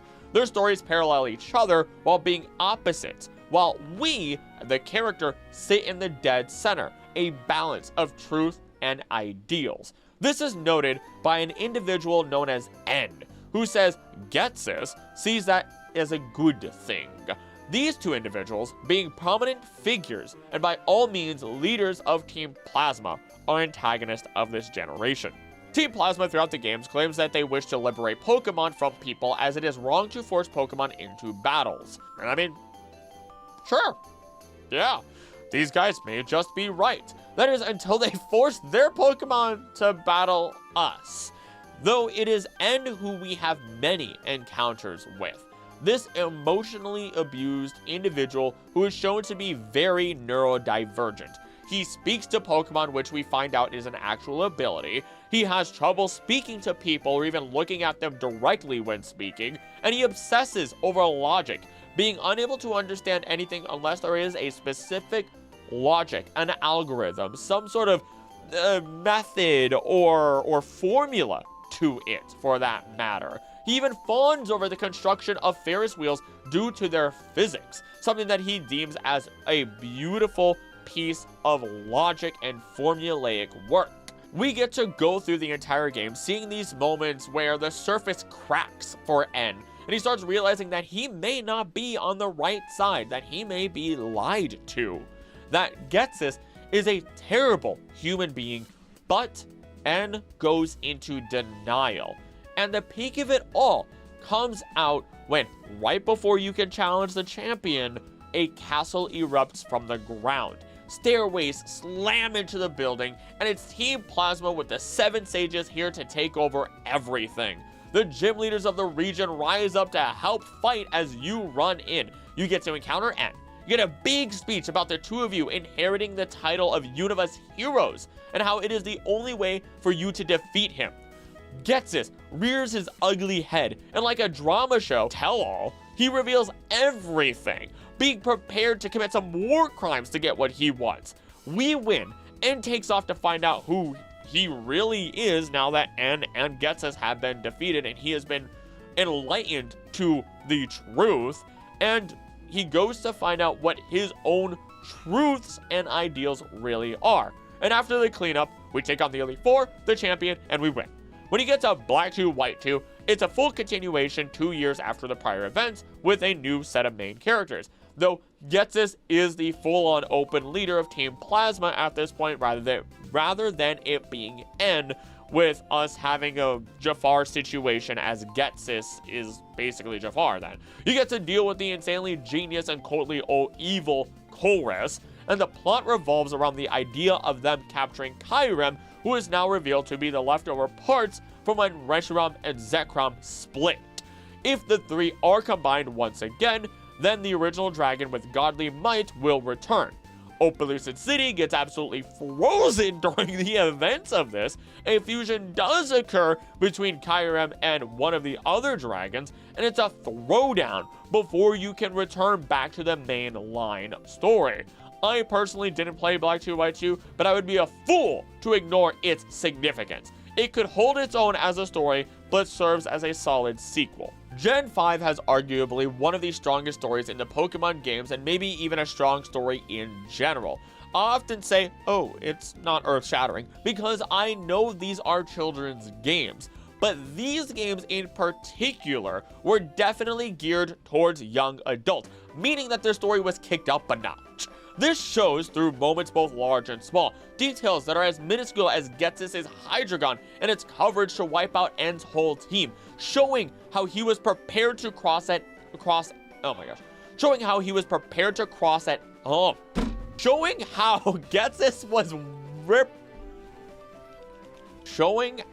Getsis was prepared to cross N at any moment, and so much more. This generation hit it out of the park. It shows through the fans, as so many theories are still discussed about it, and the characters within it and are beloved through and through. A true and perfect deserved score of 3 for the plot. Our antagonists within this game can be separated to be Ghetsis and Team Plasma. The reason for this is that it is revealed that Ghetsis revealed only his true motives and plan to nobody except his Shadow Triad, who are his most trusted and loyal of followers. He has money, he has power, he is intelligent, and he is cruel enough to use anyone and anything to get exactly what he wants. A great example, other than N or all of Team Plasma, is simply looking at his Hydreigon using frustration at its maximum power, showing that he was even cruel to his own Pokemon in his path to dominance. I could talk about Ghetsis for hours, for his overall design, for his concept art, his team, his plans, and so much more, but I'll control myself and not do that here. There honestly isn't a lot to specifically say about N as we shift our conversation over, at least not more than what I've already said. He's our gray area. He truly believed that Pokemon were suffering and that they needed freedom from their current chains, but he was being naively steered by a sociopath at the wheel of a 20-ton truck carrying a slew of nuclear warheads into the capital of Unova. It wasn't pretty, but we see the development of someone who starts to realize his situation and delve deeper and deeper into denial by the very end. Someone who, for the first time, fought us with a legendary Pokemon within the main story. Someone who already defeated the champion because the dragon, let alone the rest of his team, was shown to be that powerful. And once we do defeat him, there is a change. And there was a change we saw the entire time. But it's us defeating him and Ghetsis revealing everything that put the final pin in it for his psyche to collapse. And for him to say, I need to go. I need to go figure out who I am. Finally, Team Plasma was effective. They jumped you time and time again. They were strong in their motives, which were made incredibly clear. They were simple, and they were truly grunts, hyper-focused on either trying to liberate Pokemon or steal relics for a purpose higher than they were even aware of. I don't think I need to explain my reasoning any further when I say Generation 5 gets another perfect 3 for its antagonists. The Pokemon designs within this generation are polarized. Though a lot of this is because people simply didn't like Trubbish, Throh, and Sock, Vanillite, whatever else, all because of their humanoid appearances or just being items. And what do I say to them? That's fine. If you have your opinion, you know, at least have a good one if you're going to be vocal about them. I'm not much a fan of humanoid Pokemon anyway myself, as I slowly found out, but Pokemon based on items will always be a thing and always has been. People were also, though, getting tired of firefighting Pokemon, so poor Emboar got left in the dust, but Snivy and Oshawott lines are very well loved. Of course, everyone loves their dog Pokemon, giving Lillipup's line a boost. Munna and Musharna are iconic for this generation with the Dream Mist and Dream World. Audino is known as a bag of experience, but the most influential of them all is Zora and Zoroark. This is mainly due to their close ties with N. In all fairness, I will also note that Hydreigon, Volcarona, the legendary dragons, all of them are very well loved. We could even include Keldeo, Meloetta, and Genesect arguably in the top 10 most talked about Pokemon within the franchise. What makes this difficult is that people hated on this generation at first because they really shook things up. But as time has gone on, people have become more vocal, not about their hate, but their love for these generations as a whole. I think most people would agree that people don't care for many of the designs, but a number of their all-time favorites originated within this generation. I think when I talk about Pokemon from this generation, I have the most to talk about in comparison to other generations based on their details, their Pokédex entries, and what they've done. Jellyfish that take down cruise ships, dragons that destroyed the lands of the region, mushrooms preying on people for their food, transforming foxes, the Archaeopteryx, living coffins that mummify burglars, crocodiles that swim like sharks through the sand and destroy cars, and so much more. Powerful and interesting Pokédex entries that don't hide the horror of what Pokemon could be, while also ensuring other Pokemon are friendly and helpful, having a distinct personality even in their Dex entries, earning yet another 3 for the Pokemon category here. Finally, this is where I fear the streak may end, and perfection is not obtainable if we include sales. Ignore sales as you may wish, But when we look at them, 23.27 million units sold, putting Gen 5 in the low tier and giving it a 1, for a total final score of 19 out of 21. The best score we have gotten thus far. And at this time of my writing, I'm even willing to bet that this may be the best game when we look at these scores. But I could be wrong, as I was not expecting Gen 5 to actually be rated this high. It's not even my favorite game, not even in the top 3, but doing this just made me excited to want to play it again. For now, though, let's move on to the next generation.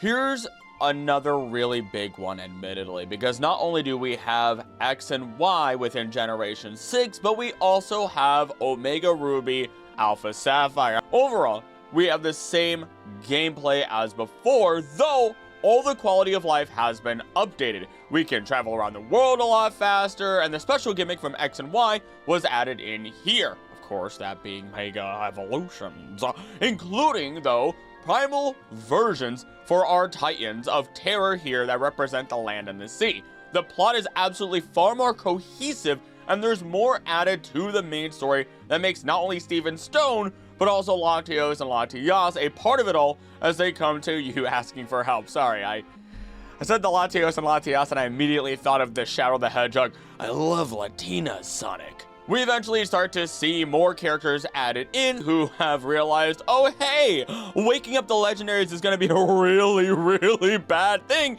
and my bosses are not ready for what's about to happen to not only the world, but them in return if they actually do this, which adds far more depth within the faction itself, stopping them from being absolute idiots. And while I'm at it, I'll already admit here and now that the plot gets bumped up from a 2 to a 3 as we now speak about Archie and Maxie. Maxie is now said to want to increase the amount of land so that way human civilization can advance further. Basically, think of it like a housing crisis, or where we need more institutions to create, I don't know, more science, whatever you might create more science, you know what I mean. Meanwhile, Archie wishes to cover the land and water once more and reset all of evolution so that way Pokemon can thrive without what humans have done to them. Though, both may actually be trying to basically recreate the very beginning of time, reset it all, and end up with a power of their own as they could effectively create a Garden of Eden. And that, oh, I want to discuss that so badly in a future video. And I believe it's going to be something along the lines of the ultimate truth, the sins of humanity against Arceus, or the sins, or the greatest sins against Arceus, something along those lines, right? As each of the evil organizations have tried to obtain the powers of God and have fallen to destruction for those sins. That might just be the next video coming out, but we'll get there. Either way, back to Magma and Aqua, and moreover, the bigger antagonist of this story. They fight and then say, yeah, I don't care about our battle, and then still wake up and instill Kyogre and Groudon with enough power to undergo primal reversion, turning into their original full-powered forms that are even more supercharged thanks to the power of the planet and their orbs. The way to stop them? You call in Lord Keeper Zinnia, who you've seen throughout the game, prove yourself to her, ascend Dragon Spiral Tower, learn the lore of the Draconids, power up and defeat Rayquaza, who then Mega Evolves to create one of the most broken Pokemon of all time, and then you proceed to save the world! It's amazing! And I'm gonna admit now, I've never played Oris. Never played Oris. I'm gonna have to blind Nuzlocke it at some point, just like I did with Ultra Moon. I do streams. If you don't know that, join my streams. I'm just as chaotic and fun on those. But once again, our antagonists go further than just the evil teams. This is about Kyogre and Groudon. This is about getting Rayquaza to truly believe that you are worthy. And as such, the antagonist category gets boosted to a 3. From a 1 to a 3 Oris, mwah! As such, Oris would be then boosted to a total score of 19 out of 21. I will admit once more, I've never played it, but I have seen, heard, and read enough to know just how powerful this game really was and still is. If we exclude sales, then of course Generation 5 and Oris would be at the absolute top with perfect scores at this point. But I mean, I had to prove somehow that sales are somewhat irrelevant in this process, and that, you know, the only reason that sales are actually relevant is because of more people buy it over time. And with more sales, it means that we get more reviews on all of this. Instead, it's far more important to actually care about what you genuinely love most and seek within a game. But how about we move on to Pokemon X and Y? For our gameplay, it's smooth, fairly linear, despite feeling like there's far more routes, and the only downside is roller skating inside the city, where the camera makes you feel like you have motion sickness, whether you actually do or don't, and only getting 72 new Pokemon. Though, they've now added in fairy typings, which were brought in to balance Pokemon once more. Though, of course, some people have wrong opinions and hate on one of the best typings in all of Pokemon. Honestly, the lore of fairy-type Pokemon are some of the best, and they range from downright horror to cutesy and even religious aspects if you look at them close enough. We get 58 new moves, 24 new abilities, full-on 3D movement for the first time, ambush encounters, and a fairly smooth battle system that moves pretty quick, if I gotta admit. It gets a 3. And that's ignoring the innovation that was and still is the greatest craze of Pokemon, Mega Evolution, which is both an amazing mechanic and an innovation. So how about we go into those, or that category? One of the 2 greatest innovations within Pokemon that are now a staple within the franchise, if not at least constantly sought after in every single new game that comes out. Basically, people begged for Mega Evolution to stay permanently throughout the franchise because, of course, anyone would be excited over the possibility of their favorite Pokemon getting a 4th stage that excels beyond the standard. It goes beyond! And the designs ranged from downright awesome to goofy and fun. This, in turn, created a more complicated battle, as you could have a singular Pokemon Mega Evolve in battle and turn the tides. Though who it may be was always fun to play around with if you had multiple Pokemon who could Mega Evolve, allowing this to even affect the competitive scene. Running around in 3D, I guess, is an innovation, but it's not something you lose your mind over, you know? Super training being added in to quickly increase EVs was perfect for anyone seeking to eliminate the grind and instead properly procure their perfect blue ribbon child. And then there were sky battles, horde encounters, and inverse battles. 2 of those nobody talks about, but horde encounters were great for grinding quickly and were just generally fun as they added some oomph to the world itself. And it kind of continues into the next generation a little bit. A perfect 3 for innovations as you would expect. The world itself is incredibly full. So many people to talk to, so many events to be a part of, mysteries that are still open to this very day that range from pink crystals from space to the Hex Maniac and so much more. Speaking of, a lot of these mysteries I'm talking about in my iceberg video, which has over, I don't know, I think 300 entries, and I only have 2 out of probably 4 parts complete at this point. So go check that out after this if you want to have some fun with mysteries from the game, the anime, movies, and so much more. Gym leaders are friends with each other in this generation, same as in Generation 5, and you can see them interact a little bit more. You can customize yourself, sit on the benches, and just have fun riding Pokemon, which was another innovation but feels so much better saying it here. You explore varied environments once more. When I played, I enjoyed seeing stores, cafes, small talk happening as I passed by people in all sorts of locations. It was a treat. I felt like I could explore my heart's content and still miss content. Thus, we really put this at a perfect 3 again. The plot of this generation is a little bloated, I have to admit. I remember playing it and feeling like characters were bombarding me constantly and I just wanted to punt them to the moon. Our own rival had my interest until they seemed to get a little contradictory from time to time, which pulled me away from caring about them as well. You had the heartthrob that was Sycamore, who even gave you the original Kanto starters, which was nice. It was interesting to see that they got mega forms and not our starters for this generation. Though, as the story goes on, we get to learn more and more about Lysander, who we eventually learn to be the leader of Team Flare. He speaks on the idea that all resources will eventually run out, that people will suffer, and Pokemon for that matter, and how everything will collapse in on itself.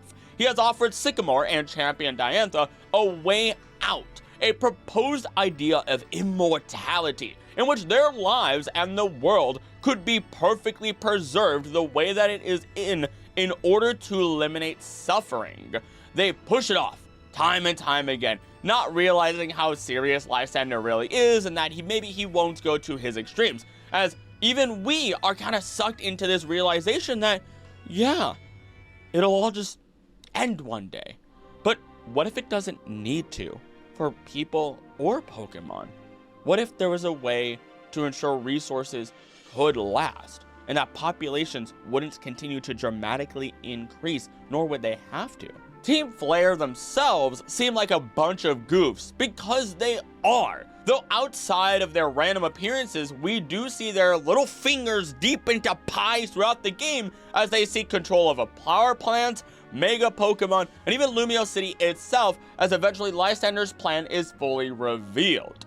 If you're not a part of Team Flare, which takes $1 million to join, or if you are not one of the chosen I have specifically designated, you will have your life taken away by this ancient ultimate weapon. All others get to live as immortals. Many of you and your Pokemon will die, but that is a risk I'm willing to take. So yeah, pretty evil, as this is proposed as a worldwide genocide for his chosen people and his ideas.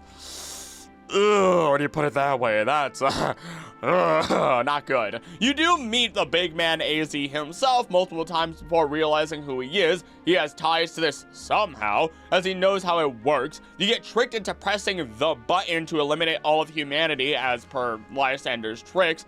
Actually, I think it was the bald dude that I said I would grab by the little bit of scruff on the back of his head and slam into the glass on the ground. And I just think, like, seriously, I'm sorry. In this exact situation, you sit down and go, Charizard, burn his balls off. You put a stop to the situation though, but you get to watch as the weapon fires anyway, thanks to Lysander, and strikes down where you were battling with Lysander, directly upon the ultimate weapon as you escape. Lysander's whereabouts are now unknown, and I would dare say if it's unknown, he's probably not dead. The dude's probably immortal. I'm throwing that out there. I throw it out there multiple times. I'm not the only one to do so. Though, you continue your story, you beat the champion, then during your inauguration, you are approached by AZ, who learns what it's like to be a Pokemon trainer. You learn his story, how and why he built the ultimate weapon, and watch as his long-lost beloved Eternal Floette returns to him after 3,000 years, closing out our story. And I'm gonna be real, Lysander's story, baller. AZ's story, baller. The rest of Kalos, it just, most of the story, while it can be very fun and nice to have that slice of life and witness the development of different types of trainers, professions through your friends, it really bogged me down personally. And as such, this is another Gen 2 situation, as while there are some great moments, both big and small, there are just something is missing that makes me forcibly give this a 2 instead of a 3. Speaking of our antagonists though, Lysander and his ideals. Lysander is an effective villain that does what many good villains do, make you wonder if he is actually correct. He had a horrible method in reaching his goal, cracking the entire henhouse of eggs in order to make the mother of all omelets, Jack. In fact, Lysander and his elites were the next after Ghetsis to make me have that visceral reaction of, oh no, these people need to die. Lucario punched their kidneys, all because they were genuinely evil people. Sure, Ghetsis was absolutely awful, but his level of evil was on a more personal level until you look outside of the games, into the manga, the anime, so on and so forth. As such, he is very, very well hated for those reasons especially. But Lysander was so cold, calm, collected, willing to commit atrocities to humanity for his belief of trying to make the world better. And even as he lost, he once again refused to stand down, snapped, and was willing to nuke himself in order to get back at us as a player and anyone else who was involved in stopping him, which were all children. Psychotic. I truly believe through his actions and how he was built up that Lysander is a properly written antagonist sitting at a solid 3. I do give that a little bit reluctantly because once again, Team Flare themselves are a bunch of jokes, though one was an Elite Four member, so I have to respect that as well. And I don't know. It really feels like Lysander is the true antagonist because I don't think all of Team Flare knew what was going to happen. Generation 6 Pokemon. Even if we ignore all of the Mega Pokemon, I think this would absolutely sit at a 2. If we're also judging on the fact that there were very few Pokemon added by comparison to previous games, but again, it's the Pokemon that we find here that are consistently and uniquely well designed and adapted. Our starters here stand out amazingly. Vivillon has a slew of different patterns throughout the world, like the actual literal real-life world and events. Floette turned heads because of Eternal Floette, and nobody shuts up about it, respectfully. The living sword of Aegislash and its 2 stances blew minds. Malamar is a terror, but will forever have people turning their consoles upside down in case Pokemon evolve that way, and Dragalge has nothing close to looking like it in any other form of Pokemon whatsoever. The closest maybe being our big ol' anchor in the next generation. Then, when we look at Sylveon and Hawlucha, people frothed at the mouth like they have rabies. Sylveon became a favorite of many people, including myself. I love them. Also, I name all of my EVs Mochi now, ever since the Ultra Moon Nuzlocke. I love the name. While Hawlucha brings in the fighting, flying type aspect as a Luchador Hawk, and that is too good to ignore.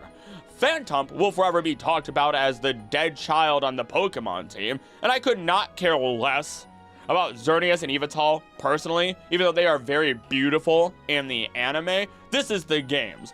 Give me my boy Zygarde, the powerhouse, a legendary being that is said to be all over the world and only reveals itself in extreme times of need, a being that trounces, in fact, reverses the special abilities of our other legendaries, Xerneas and Yveltal, and bops them back to sleep. I think this generation had fewer Pokemon, but with the Pokemon it did have, it hit the mark with most of them. It gets a 3. And for sales, it is sad to at least admit, we fall flat at the second lowest of all sales, being at 16.76 million copies sold, giving it a 1, and finalizing the score for X and Y at 17 out of 21. Generation 7 bears not only Sun and Moon, but Ultra Sun, Ultra Moon, and the Let's Go Pikachu and Eevee games. Starting with the latter, these are basically our modern day Pokemon Yellow games. The story follows pretty much the same way with some filled up portions, like getting to see Giovanni and his right-hand man, Archer, interact a little bit more, getting a heartbreaking scene of Cubone trying to embrace its dead mother's ghost that I love using in my videos, and your rival being Trace, as you then get to meet Red, Blue, and Green throughout points in the game, which is pretty cool. Though there are some drawbacks, such as having to catch Pokemon using the Pokemon Let's Go feature. You don't battle wild Pokemon, but you do get other features such as Mega Evolution. Look, I'm just gonna say it this way. If you want to have the most power trip experience possible, play this game. Because it is, in this game, you get some of the most broken moves of every single typing that not only do a ton of damage, but also heals you and are available for Pikachu and Eevee only to learn, such as Bouncy Bubble, or any of the other like alliterative or whatever the other word is, I can't think off the top of my head, that does 90 damage, 100% accuracy, and heals you for 50% of the damage that you dealt. One of these moves for every typing that exists, only for Pikachu and Eevee. Power trip! And if you just want to whip out the other Joy-Con, you can double battle every single sap that crosses your path, turning every trainer battle into a jumping. Do I really need to update the score here? Sure, mechanics went up despite the Pokemon Go experience added here as we go from a 1 to a 2, though I am going to be that guy and take points away from innovations because I feel like this is just evolving backwards. As such, it gets knocked down to a 1. The story is fine, considering it feels a little bit more filled out, so that can also get a boost of 1 to it. What does this mean? The Let's Go games are at the same level as the original games, because while Fire Red, Leaf Green improved, I feel like some of the decisions for this game were just egregious enough to make me want to punch it down. But in all fairness, I will note, this game is perfect for newcomers who want to purely enjoy the game and the story. People who may have played Pokemon Go as their first game even, especially if you want to play with someone else, whether that be a significant other, a younger sibling, or your own child, which seems to be the entire point of this game. Plus, the games look really good, so I gotta give credit where credit is due. So despite my dislike for it, if, again, you know what you want, go enjoy that game. It's not bad, and it was made with love, you can tell. When we look at Alola, I want to specifically look at Ultra Sun, Ultra Moon, as they are technically sequels, but they aren't. It gets a little weird, and since I considered Emerald and Platinum for our other analyses, the Ultra Sun, Ultra Moon will be our focus for this generation. Gameplay: 81 new Pokemon, 80 new moves, 41 new abilities, times of day exist again with different music. We get the Rotom Dex, which is something that could be a game changer, alongside the new mechanic of Pokemon Affection, affecting the tides of battle as they can rid themselves of status conditions and even survive a hit that should have otherwise knocked them out, in addition to even ensuring a critical hit happens. We have Pokemon calling to their moms and dads to beat us up through SOS battles, and outside of the very beginning, the game is of a decent pace. The most massive complaint, though, I will admit, is that we get a lot of dialogue, especially in the very beginning. Though I am personally willing to forgive that, as you can skip through it all pretty fast and easily if you want to. It really is the only thing that I felt may have bogged this down at all. And what helps as well is that we can freely ride Pokemon throughout Ultra Sun and Ultra Moon, which makes things easier considering we have 4 islands and a lot of land to cover. And for any additional reasons we will soon talk about, we are going to give this a 3 for its gameplay. This is where our other greatest innovation of Pokemon becomes a reality: regional forms!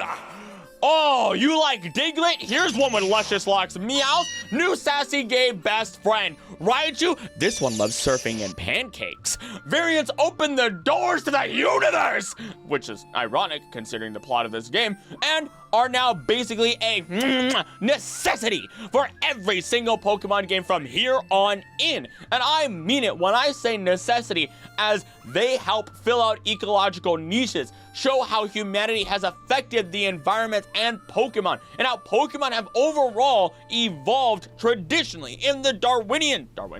Oh gosh, I gotta check myself.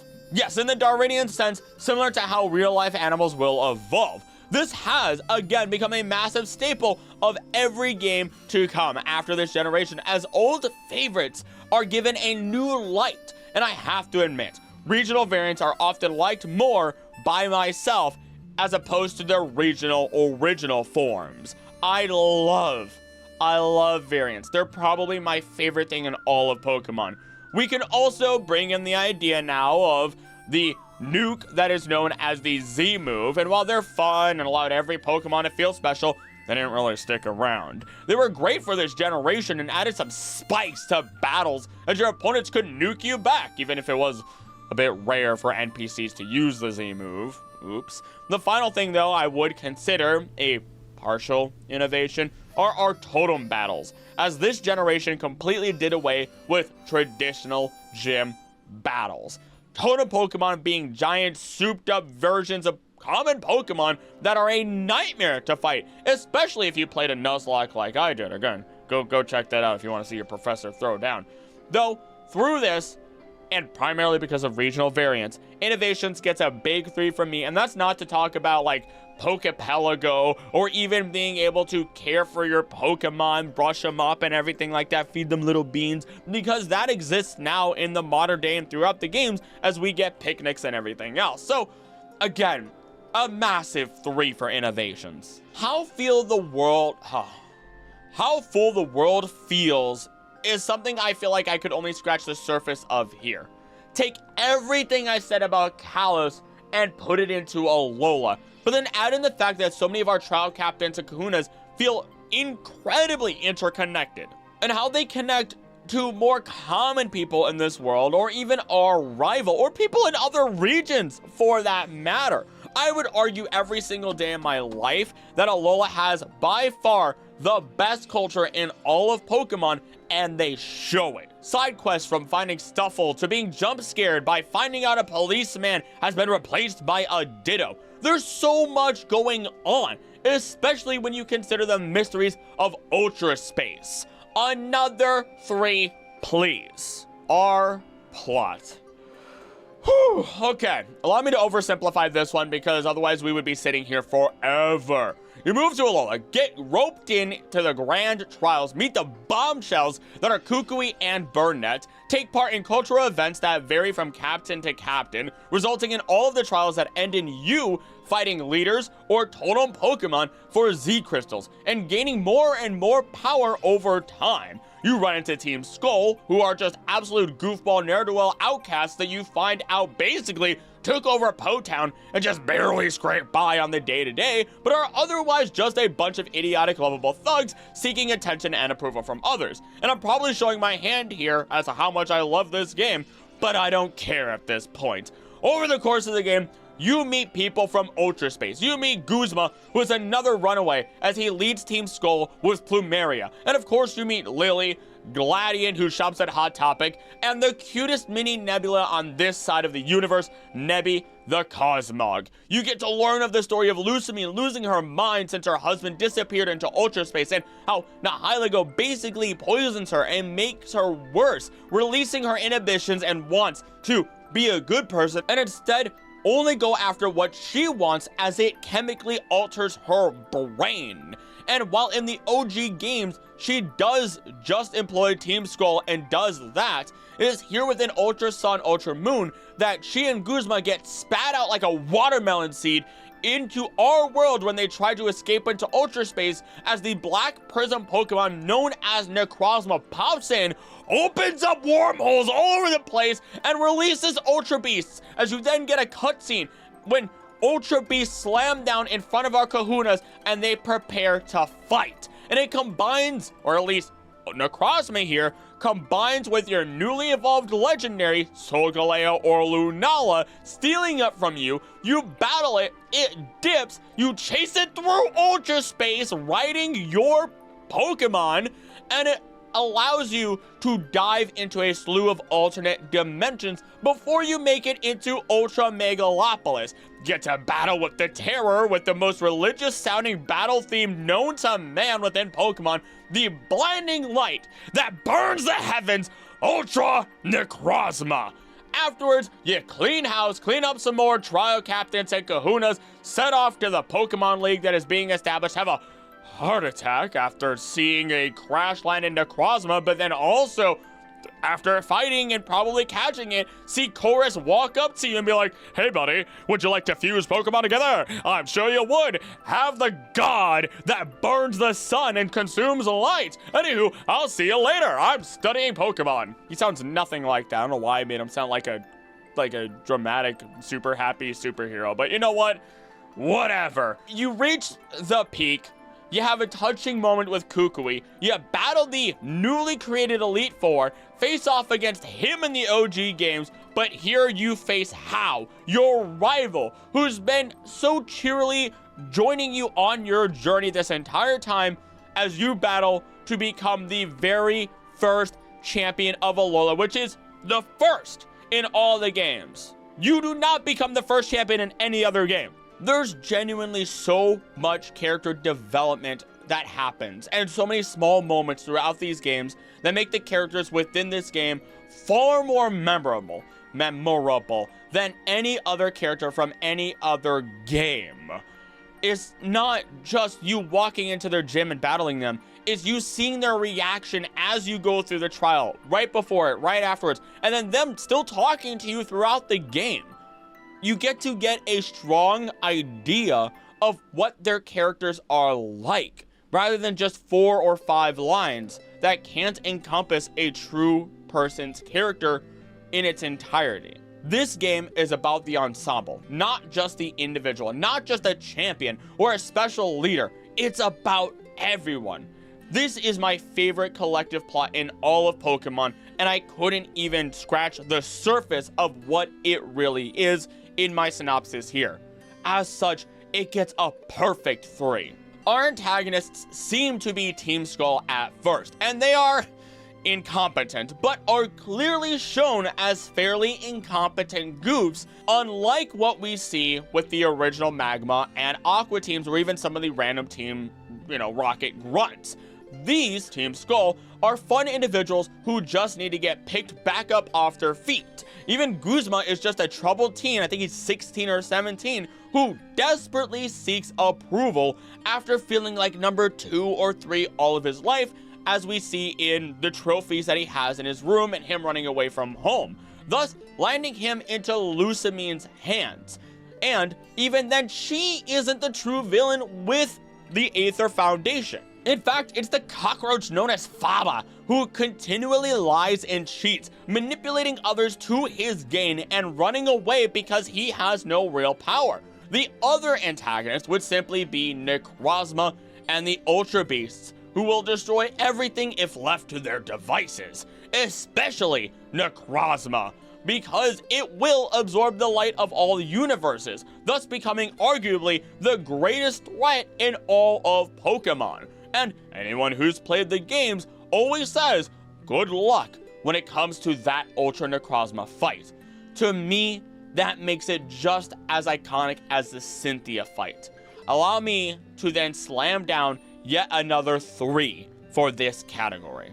I feel like I already gushed about the Pokemon here. More beloved starters with exclusion to the people who hate women for some reason and thus despise Primarinia. You get the variants, which do not miss. Oh, I love the variants so much. You get Beep Beep the Charjabug, the Marowak that everyone wanted as one of those variants, the equally cute and deadly Bewear that will hug you and break your spine accidentally, and the sheer number of legendaries and Ultra Beasts that feel so much more involved than any other, with also such unique designs. The Tapus have influence on every island and being closely tied to every kahuna.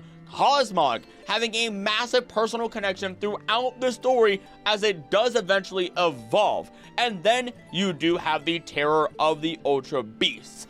I think the greatest strength of this generation was recreating Pokemon. You get your variants, and then you get your Pokemon that aren't Pokemon, but are Pokemon by having the Ultra Beasts. Creatures that are from throughout all of time and space, especially when you hand us Naganadel and say, oh, by the way, this is one of the starter Pokemon in Ultra Megalopolis. Have fun imagining what the other two are, let alone what their version of the Pokedex is like. I've probably praised the designs released in this generation more than any other generation.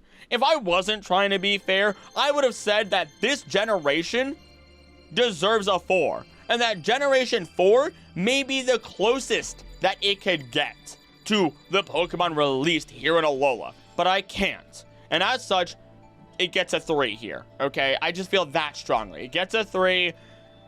It's amazing. It's phenomenal. What else is there to say? Closing out with sales, we have 25.56 million units, placing it in the middle and giving it a 2 for a final score of 20 out of 21.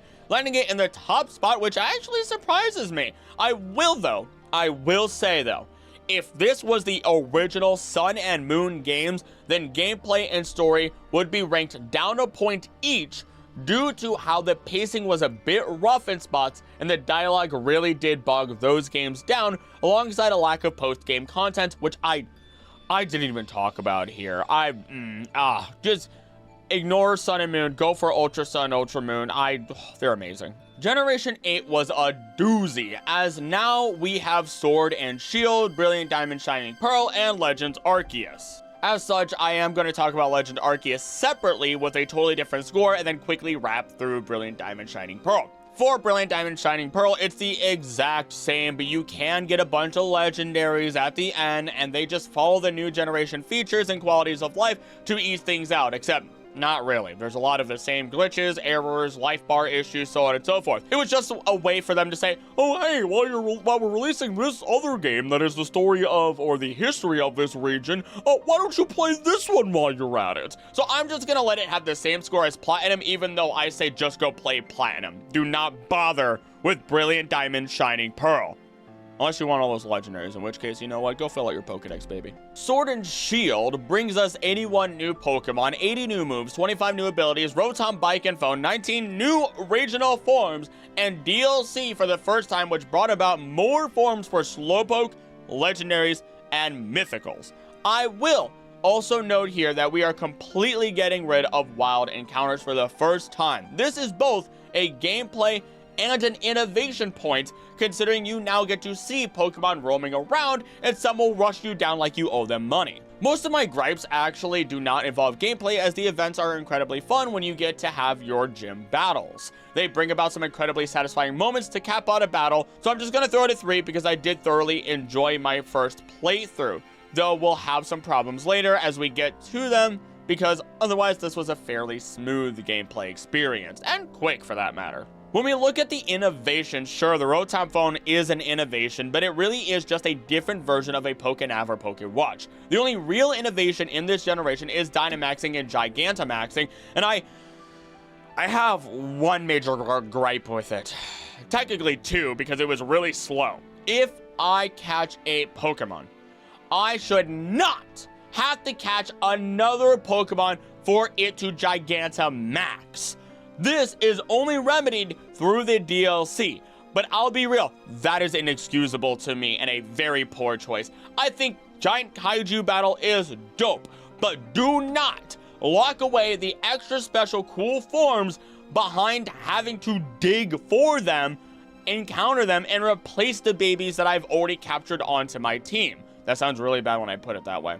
Especially if the only difference other than how they look is their G-Max move, which I guess, yes, is stronger than their traditional move, but you literally just took my Z moves and made it harder for me to enjoy them. I will be fair and at least give it a 2 for innovations, even though I personally believe in my heart of hearts that it should get a 1.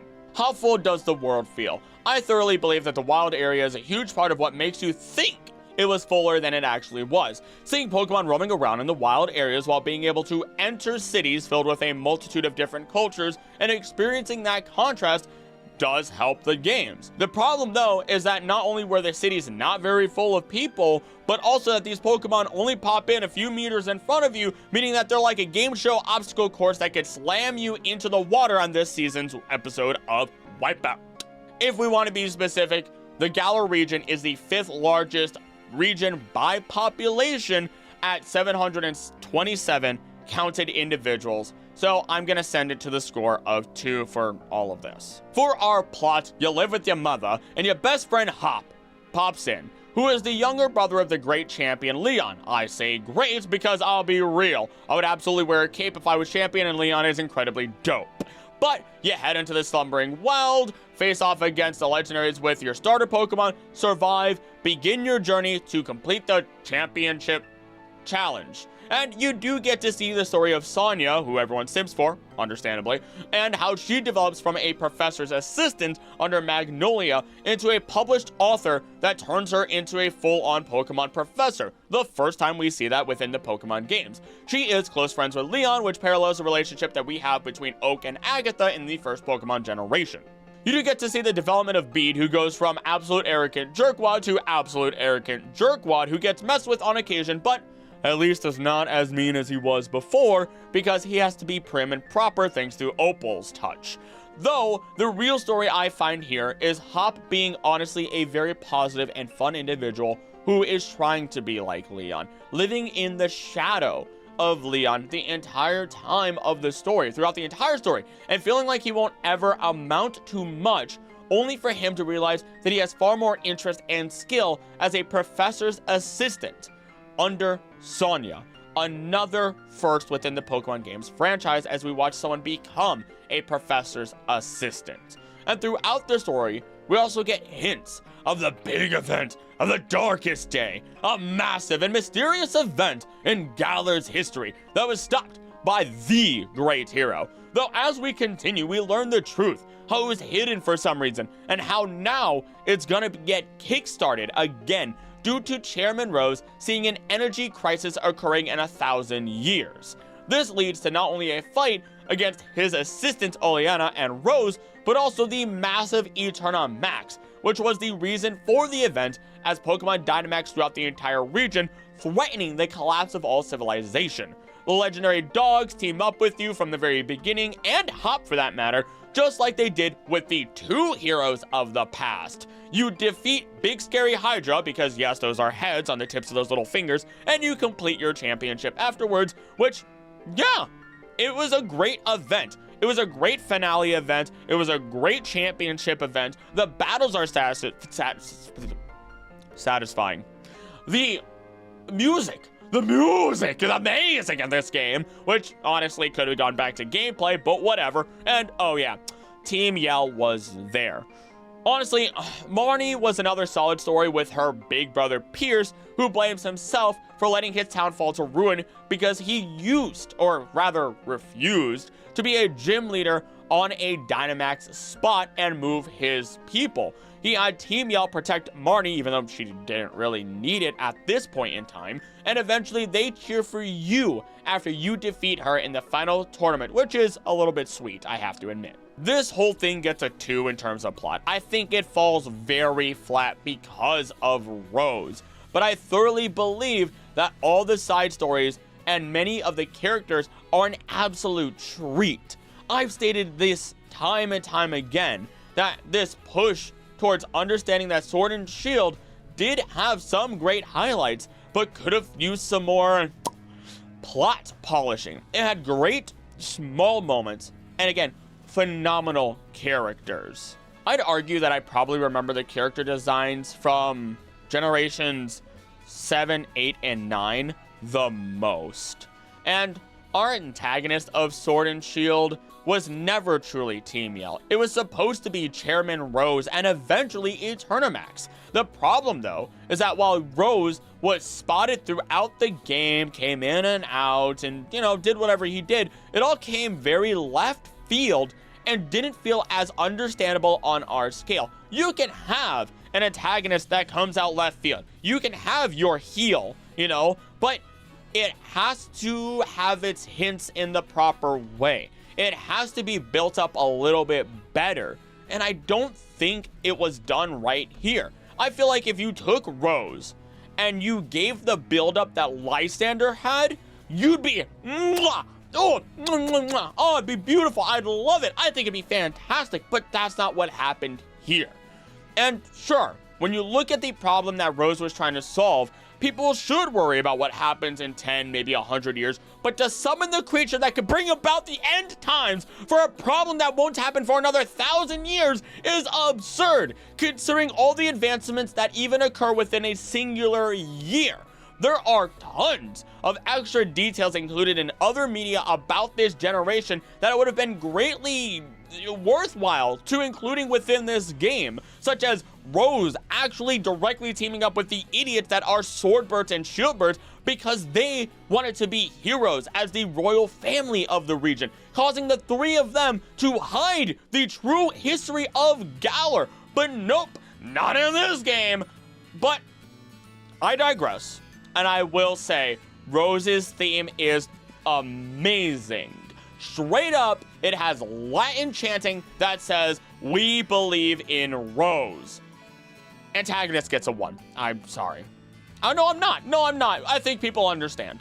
Onto the Pokemon created within this generation. The variants are always fun, especially as we learn that Zigzagoon originates from here, and even has a third form that had its Gigantamax form stolen because Pierce couldn't shove his pride. Anywho, Wooloo is adorable. The Rookity line is the best bird, bar none. And both the Applin line and Dreepy lines are superb. Of course, there are others like our fossils, Toxtricity, Grimmsnarl, Phalanx, and Hatterene, but I'm gonna be real. If the Pokemon in this generation didn't wow, they underwhelmed here in Galar.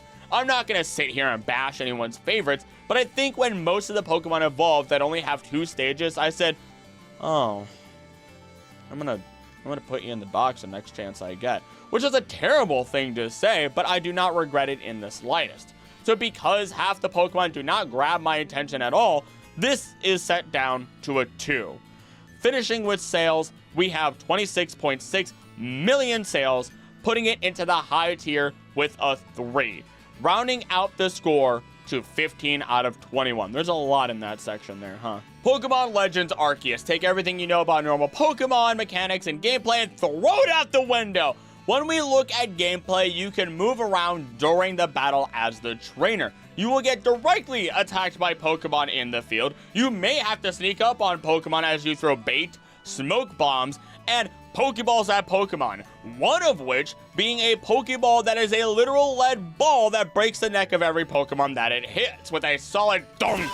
You get Frostbite instead of freezing. You get heavy and fast attack options as the battles have a turnstile basis and all abilities are removed. Many of the moves are reworked, there is no confusion, and only 3 of them cause indirect damage, as even Stealth Rock does direct damage at first. How do I know this? I completed the pacifist run of the game, and I believe I was the first one to ever do so, and insane enough to do so. I still have nightmares. The gameplay is satisfying with ride Pokemon and a number of different open maps that do not take centuries to cross, but oh boy, you better watch out for those alpha Pokemon. Look, it gets a 3 here, and we've already named off a number of the innovations because the entire game is a massive rework and innovation in and of itself in comparison to what we are used to. Though, here's where we run into an issue. If we want to talk about true innovations, there isn't much that is carried from this game into other games. Well, at least that was the case until they announced Legends ZA, baby. So once again, I'm going to take the easy route and say this game itself is the innovation just like the original games were. So it gets a perfect 3. And I'm going to say it right here and right now.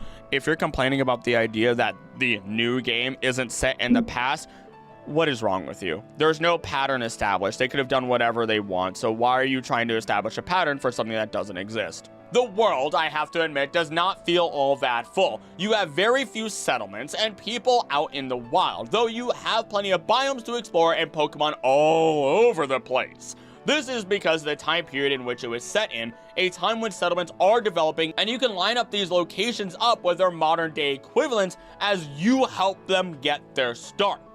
I am forced to give it a 2, though, as with every score, if you desire exploration and don't care about running into trainers or people, then you can ignore this score in particular. For plot, I will admit that it felt a bit repetitive through the issues we find within the region, though it is through our interactions with prominent figures in the game that really make it shine. This could be with the Survey Corps, the Diamond Clan, or the Pearl Clan, primarily Adamant and Miraidon, I have to admit, for those last 2. The rest of the characters are about as useful as a screen door in a submarine, and I don't really care for them all that much. We got launched into the lands of Hisui, the past of Sinnoh, in order to catch all Pokemon, which luckily lines up with Professor Laventon's goal of creating the first Pokédex of this region. We get inducted to the Survey Corps, meet plenty of people, get sent out to sink or swim as we deal with our first wild encounters, get plenty of side quests that are entirely optional, which are very rewarding actually, and then spend our time throughout the story having boss battles with noble Pokemon trying to kill us and everyone around them. By the way, you absolutely can just defeat them without actually having a Pokemon battle, and I did exactly that when my chat during the stream told me that I couldn't do it my first time playing 2 years ago. It's way more fun to me that way. It's just like playing Dark Souls. Along the way of dealing with these boss battles that really make the game as they showcase some of the regional forms of our Pokemon,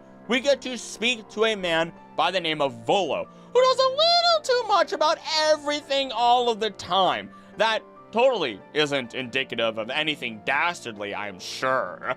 By the end, through all the space-time distortion sphincters appearing all over the place, the world is plunged into chaos. You're blamed for it by Commander Komodo, get kicked out, your rest of the Survey Corps backs you up in secret, Volo brings you, who is not part of the Survey Corps, to the simped for, respectfully so, Kogita, and you hatch a plan with everyone that goes against Commander Komodo's wishes to save the world.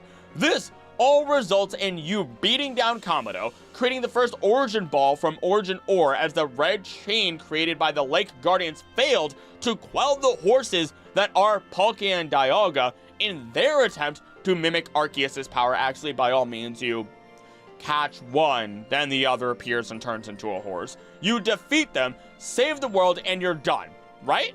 Nope!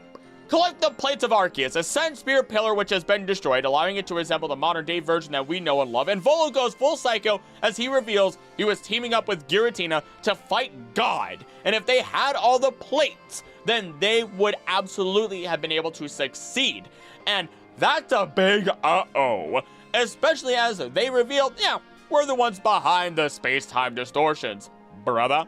So, you not only battle him as Cynthia's theme plays and you experience a fear unlike any other, but you also then immediately battle Giratina, and when you defeat the big Shadow Boy, you get to experience what is actual, true, genuine fear for the first time in your entire life, as you are not done yet. And Giratina transforms into its origin form and pile drives you into the dirt. A 3-layer, no-break battle with incredible power behind it. You eventually win, probably on your 3rd or 4th try. Volo collects himself and vows to meet Arceus no matter how long it takes. But oops, we steal his dream as we document all Pokemon, get all the plates, and get to have a boss fight with God as it attempts to murder us as a test to prove ourselves to it. Wild when we break it down that way, isn't it? By the end, we find out that this Arceus is just one of the 1,000 arms, and the true Arceus is unnamed and unknown to all visually, by word, by name, by voice, whatever. Directly from the mouth of the God Alpaca itself. And then, it all ends with one of the best credit songs in all of history in Pokemon, at least, excluding Heart Gold. Heart Gold has an amazing credit song. I only say Violet and Scarlet don't have it because, you know, it's copyright, so I haven't really heard Celestial, somewhere in that range. I think the characters within Arceus, while many are not my flavor, are all still fantastic and memorable through and through, and are strong in their character. Me thinking about a certain Melly in particular, which in my eyes, somebody in my chat way back when said that they have a Frieza voice, and I can't see it otherwise. I feel like Melly would have the Frieza voice through and through. Either way, this also introduced ancestors, or rather great ancestors, of many characters we already know and love, so this, for the plot, gets a massive 3 from me. Our antagonist in this was secret until the very end, as we initially were just aiming to quell the noble Pokemon, as we thought they were our antagonists, and close space-time rifts, only to realize by the very end that Volo and Giratina were behind the whole thing, giving one of the best twists and cinematic moments within all Pokemon games. Luckily, the cinematic director is also working on Pokemon ZA, and the events that occur in this game reverberate through time and have very noticeable effects in the modern-day games. And the big beats of this game held some great weight and severe risk, as we as the player were even being targeted by Pokemon in these big boss battles. So when we consider the noble Pokemon, Volo, our legendaries, the antagonists of this game get a 3. What's tricky about this game, though, is that there were only 7 new Pokemon added, all of them being variants or additional evolutions to other Pokemon, but at the same time, I believe they all hit the mark with incredible power. I mean, Hisuian Zoroark, the first normal ghost-type Pokemon that had a great trailer, my baby-type Flosion getting a Hisuian form that I love so much, and then if you really want to consider it, we have Alpha Pokemon, which are terrifying and amazing all the same. I remember people posting pictures all the time all over social media with their Alpha Pokemon. This category, again, was never about quantity, but only quality, and these Pokemon are of high quality. Though Sneasler does not look great in 3D, and that's a personal problem I have with a lot of 3D Pokemon. But speaking of 3, that's what this category gets. For sales, though, it is unfortunate that we have to admit that this was the lowest selling mainline Pokemon game at 14.83 million, giving it a very definitive 1 and putting the overall score to 18 out of 21. I will admit now that we've gotten past them, that Heart Gold, Ultra Moon, and Legends Arceus are my favorite games within the entire franchise. And it hurts to, you know, rank one of them incredibly low, but I'm happy the other two ended up a little bit higher. We are in the finale, and by all means, with Generation 9, Legend ZA would be here if it was out, but we only have Scarlet and Violet to talk about. For the last time, we begin with gameplay. an open world that advances you through faster and faster modes of travel as you get the legendary creature right away as your own personal motorcycle, your Kawasaki. You can visit any gym and city in any order, but of course, there is a recommended order unless you want to get put on ice by Grusha immediately. 103 new Pokemon, 48 new moves, 31 new abilities, and the gimmick of terrestrialization galore, which we will speak about in Inspirations. Overall, the game is a treat in terms of gameplay with only one exception. Frame rate dips and camera placements. I'm counting that as one thing, okay? Don't judge that I said two things. You can't have one of the best new additions to the game, Tinkaton, on your team without the cameraman eating hammer the entire battle, and don't even bother going near water, let alone looking at the sparkling liquid, unless you want to feel the sands of time wear away at your soul and the game slow down to a snail's pace. If it weren't for these, I would say the gameplay is super satisfying through and through, but when my momentum is slowed down, I feel pain. So despite also giving me the ability to enjoy picnics with my Pokemon, I have to give it a 2 in gameplay. I basically avoid it because of these problems alone. I would shiny hunt in the games, but I don't want to have to shiny hunt anything near water, and it hurts me. For our innovations, I guess technically we do have picnics, but they're just an adaptation of old stuff, in my opinion. But we also get convergent species Pokemon, such as Diglett and Wugtrio, which are not actually related, but look alike simply because of their habitats imposing upon them factors that made them evolve to be similar. Just a reminder, go check out my ecology series. Alola's next. Terrestrialization was a big innovation. While Big Hat Crystal, Funny Hat Crystal may not be the favorite gimmick of the public, its effect on the competitive community cannot be ignored.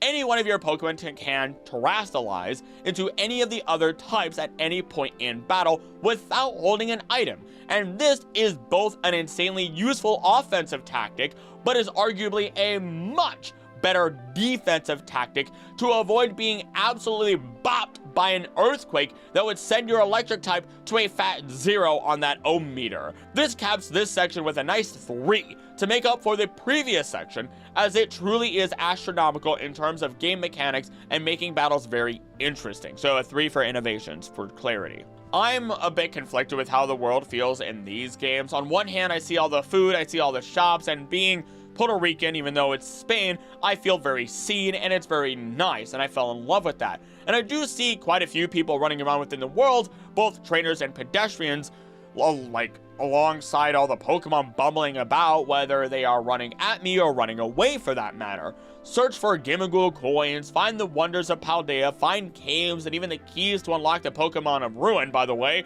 I saw those big glowing dangerous things, knowing full well they're likely holding something locked away that has incredibly dangerous power, and said, ooh, I'll take that. Not knowing if I was about to cause the end of the world. I am the person at the beginning of every horror movie that sets it all off. Just remember that. So while there is a lot that you could do in this game, it's very often said by a lot of other people that the world feels very barren unless you are in the cities, which really don't provide all that much to begin with, and it's rather repetitive more than anything. In fact, unless you are following the main 3 stories, there really isn't anything else that you are encouraged to explore.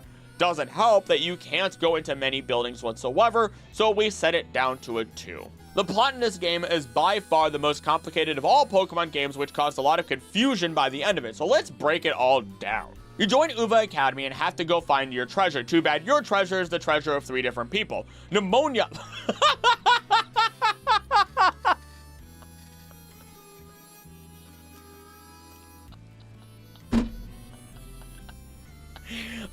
I didn't notice my autocorrect put it to pneumonia instead of pneumona. Oh my god, she keeps coming back like a plague. I love her. She's a great character. She's just the Goku of trainer rivals. But oh my god, I wasn't ready for that. Anywho, I need to collect myself. Nemona, who is encouraging you to become stronger and be a worthy foe as you reach towards championship, as she hasn't had a true challenge since she beat Gita and became a champion herself. Penny is involved with reaching out to the supposed antagonist of this game, or at least one of them, Team Star. a bunch of dropouts who you beat down for bullying others until you start finding out that they were bullied in the past, and in fact, Penny is their leader that disappeared and is secretly aiming to get them back into the school by having them be defeated one by one. They end up rejoining the school and learning to improve their personal skills even more. Finally, we start out with an arrogant Arven who likes to cook and seems to be aiming after the Herba Mystica, which are guarded by Titan Pokemon boss battles. Though each time you defeat them, you get hints towards an ulterior motive he has until by the third time, he sends out his Mabastiff that had saved him from the depths of Area Zero, the forbidden lands of Paldea. All Arven is trying to do, it turns out, is bring back his Pokemon's health. Otherwise, he'll just watch as his dog will pass away slowly, as it originally, in the very beginning of this, didn't even have the energy to stand or lift its head up.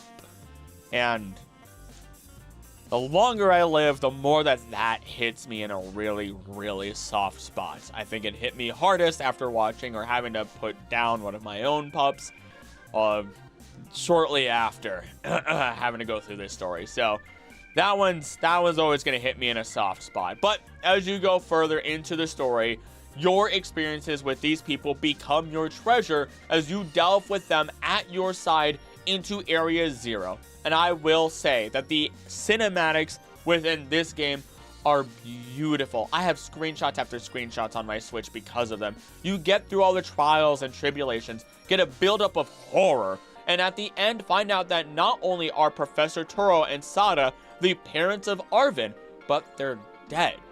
They were attacked by Miraidon and Koraidon, but not the one that you have, one from an alternate timeline, another one, which is why your legendary bike was injured as it was trying to protect the professor at that time as well before disappearing. So now you face the AI professor that has been talking to you throughout the entire game in a final battle to turn off the multiversal time machine or risk the collapse of Paldea's ecosystem thanks to Paradox Pokemon making their way into our timeline. You win in a wonderful fight and then get to traumatize Arven in a brand new way, as the only way to ensure the machine stays off is for the AI professor to travel to an alternate time.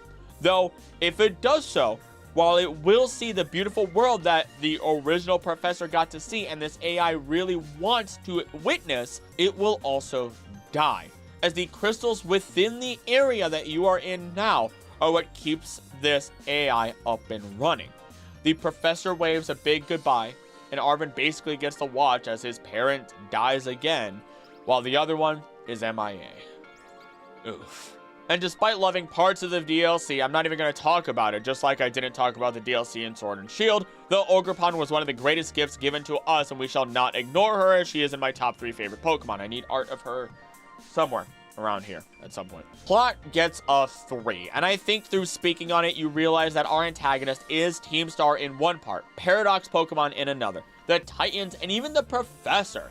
And as such, we see that this game is an ensemble of protagonists and antagonists that did come together rather nicely. It isn't as powerful and massive as some of our other generations, depending on which parts you look at. I think Arven's one of the best stories in all of Pokemon, but it's important to have these personal antagonists that affect the smaller scale instead of constant world or universe-ending cataclysms. So it gets a 3 in terms of antagonists. The Pokemon within this region are ones that unfortunately feel a little incomplete from time to time. This is the case for Pokemon such as Scovillain or Spidops, which absolutely could use a third form. Though it is in this generation that we get starters that are adored and culturally significant, which the cultural significance is a major driving force behind many of the Pokemon we see here. Lechonk holds a special place in my heart with its pigginess. Low-Kicks is a sleeper hit that looks baller and you can even get a motorcycle helmet of. Tandemaus mates when you're not looking to create a mouse hold. Fido and Doxman are precious. I will fight gods for Smoliv. And oh my goodness, we get Mega Man characters in the form of Amarouge and Cerulege, which have some of my favorite cultural backgrounds within this game. I just about screamed, by the way, when I saw Toadscroll run across my screen for the first time, as I was horribly disgusted about it, or disgusted by it, and I love that. Tinkaton and its chaotic gremlin nature came swinging into my Pokemon world, and it quickly became one of my absolute favorites. Hero Form Palafin is a box art legendary with only one stat preventing it from having actual box art legendary power. Flamigo is an amazing, hilarious boxing glove. Greavard is sad but amazing. Satotl is the cutest baby Pokemon, and I will fight anyone who says otherwise. And I could just go on and on about Annihilate, Clodsire, Farigarath, and the Dunsparce. Not to mention our Pokemon of Ruin and Paradox Pokemon. Primarily the past Paradox forms, though, not the future ones. Those kind of disappointed me because they should have been moving more, in my opinion, to really accentuate their designs. But I mean, come on! They gave me new forms to some of my all-time favorites. Suicune is a dinosaur! Just give it a 3 for a Pokemon, because while some missed the mark by a wide margin, there are so many absolute highlights that I'm willing to ignore those falters. I actually struggled to create a team in this game because I wanted so many of them on my team. Finally, there's the sales. 26.38 million, placing it in the second tier and giving us our final score of 15 out of 21. So I looked at everything, saw what was evenly ranked, and I decided to give you this. Our final rankings based on my opinion added in. Sun and Moon more ultimately Ultra Sun, Ultra Moon, giving a 20 out of 21 at the top. Black White / Black 2 White 2 has a 19 out of 21, and Omega Ruby Alpha Sapphire have a 19 out of 21. Theoretically, if we remove the sales points out of this, then all three of those games, well, generations, whatever you want to say, would have perfect scores.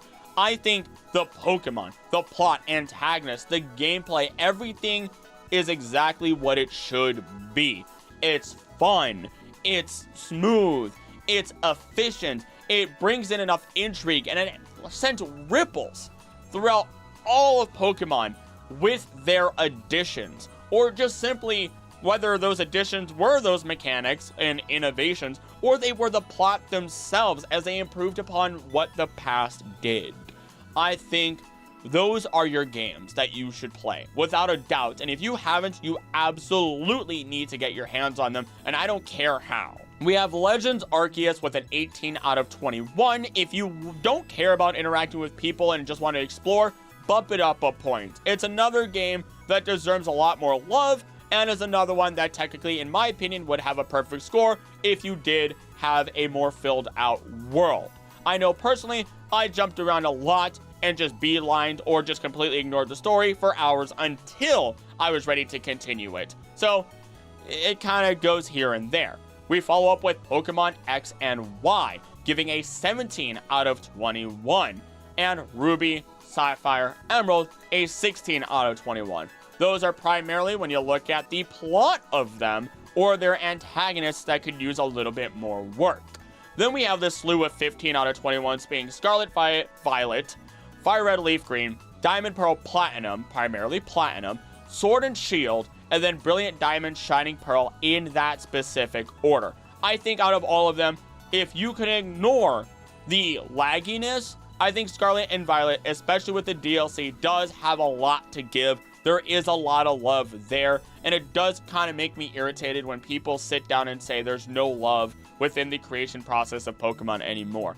I think there's a lot of love that goes into the Pokemon and the culture. I think when it comes to the smoothness of the game, that things don't always go the way that they should, and that's the problem.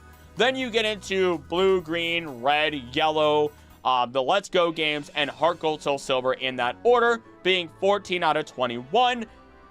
You can go enjoy them. I think if you know what you're in for, I would play Heart Gold, Soul Silver every single day over and over and over and over again. I love those games, but they definitely need a lot more improvements. But if you're just looking for games for the mechanics and just to play them, sure, go for it. Enjoy yourselves, especially with the Let's Go games, which are great with a person that you can play them with and a power trip.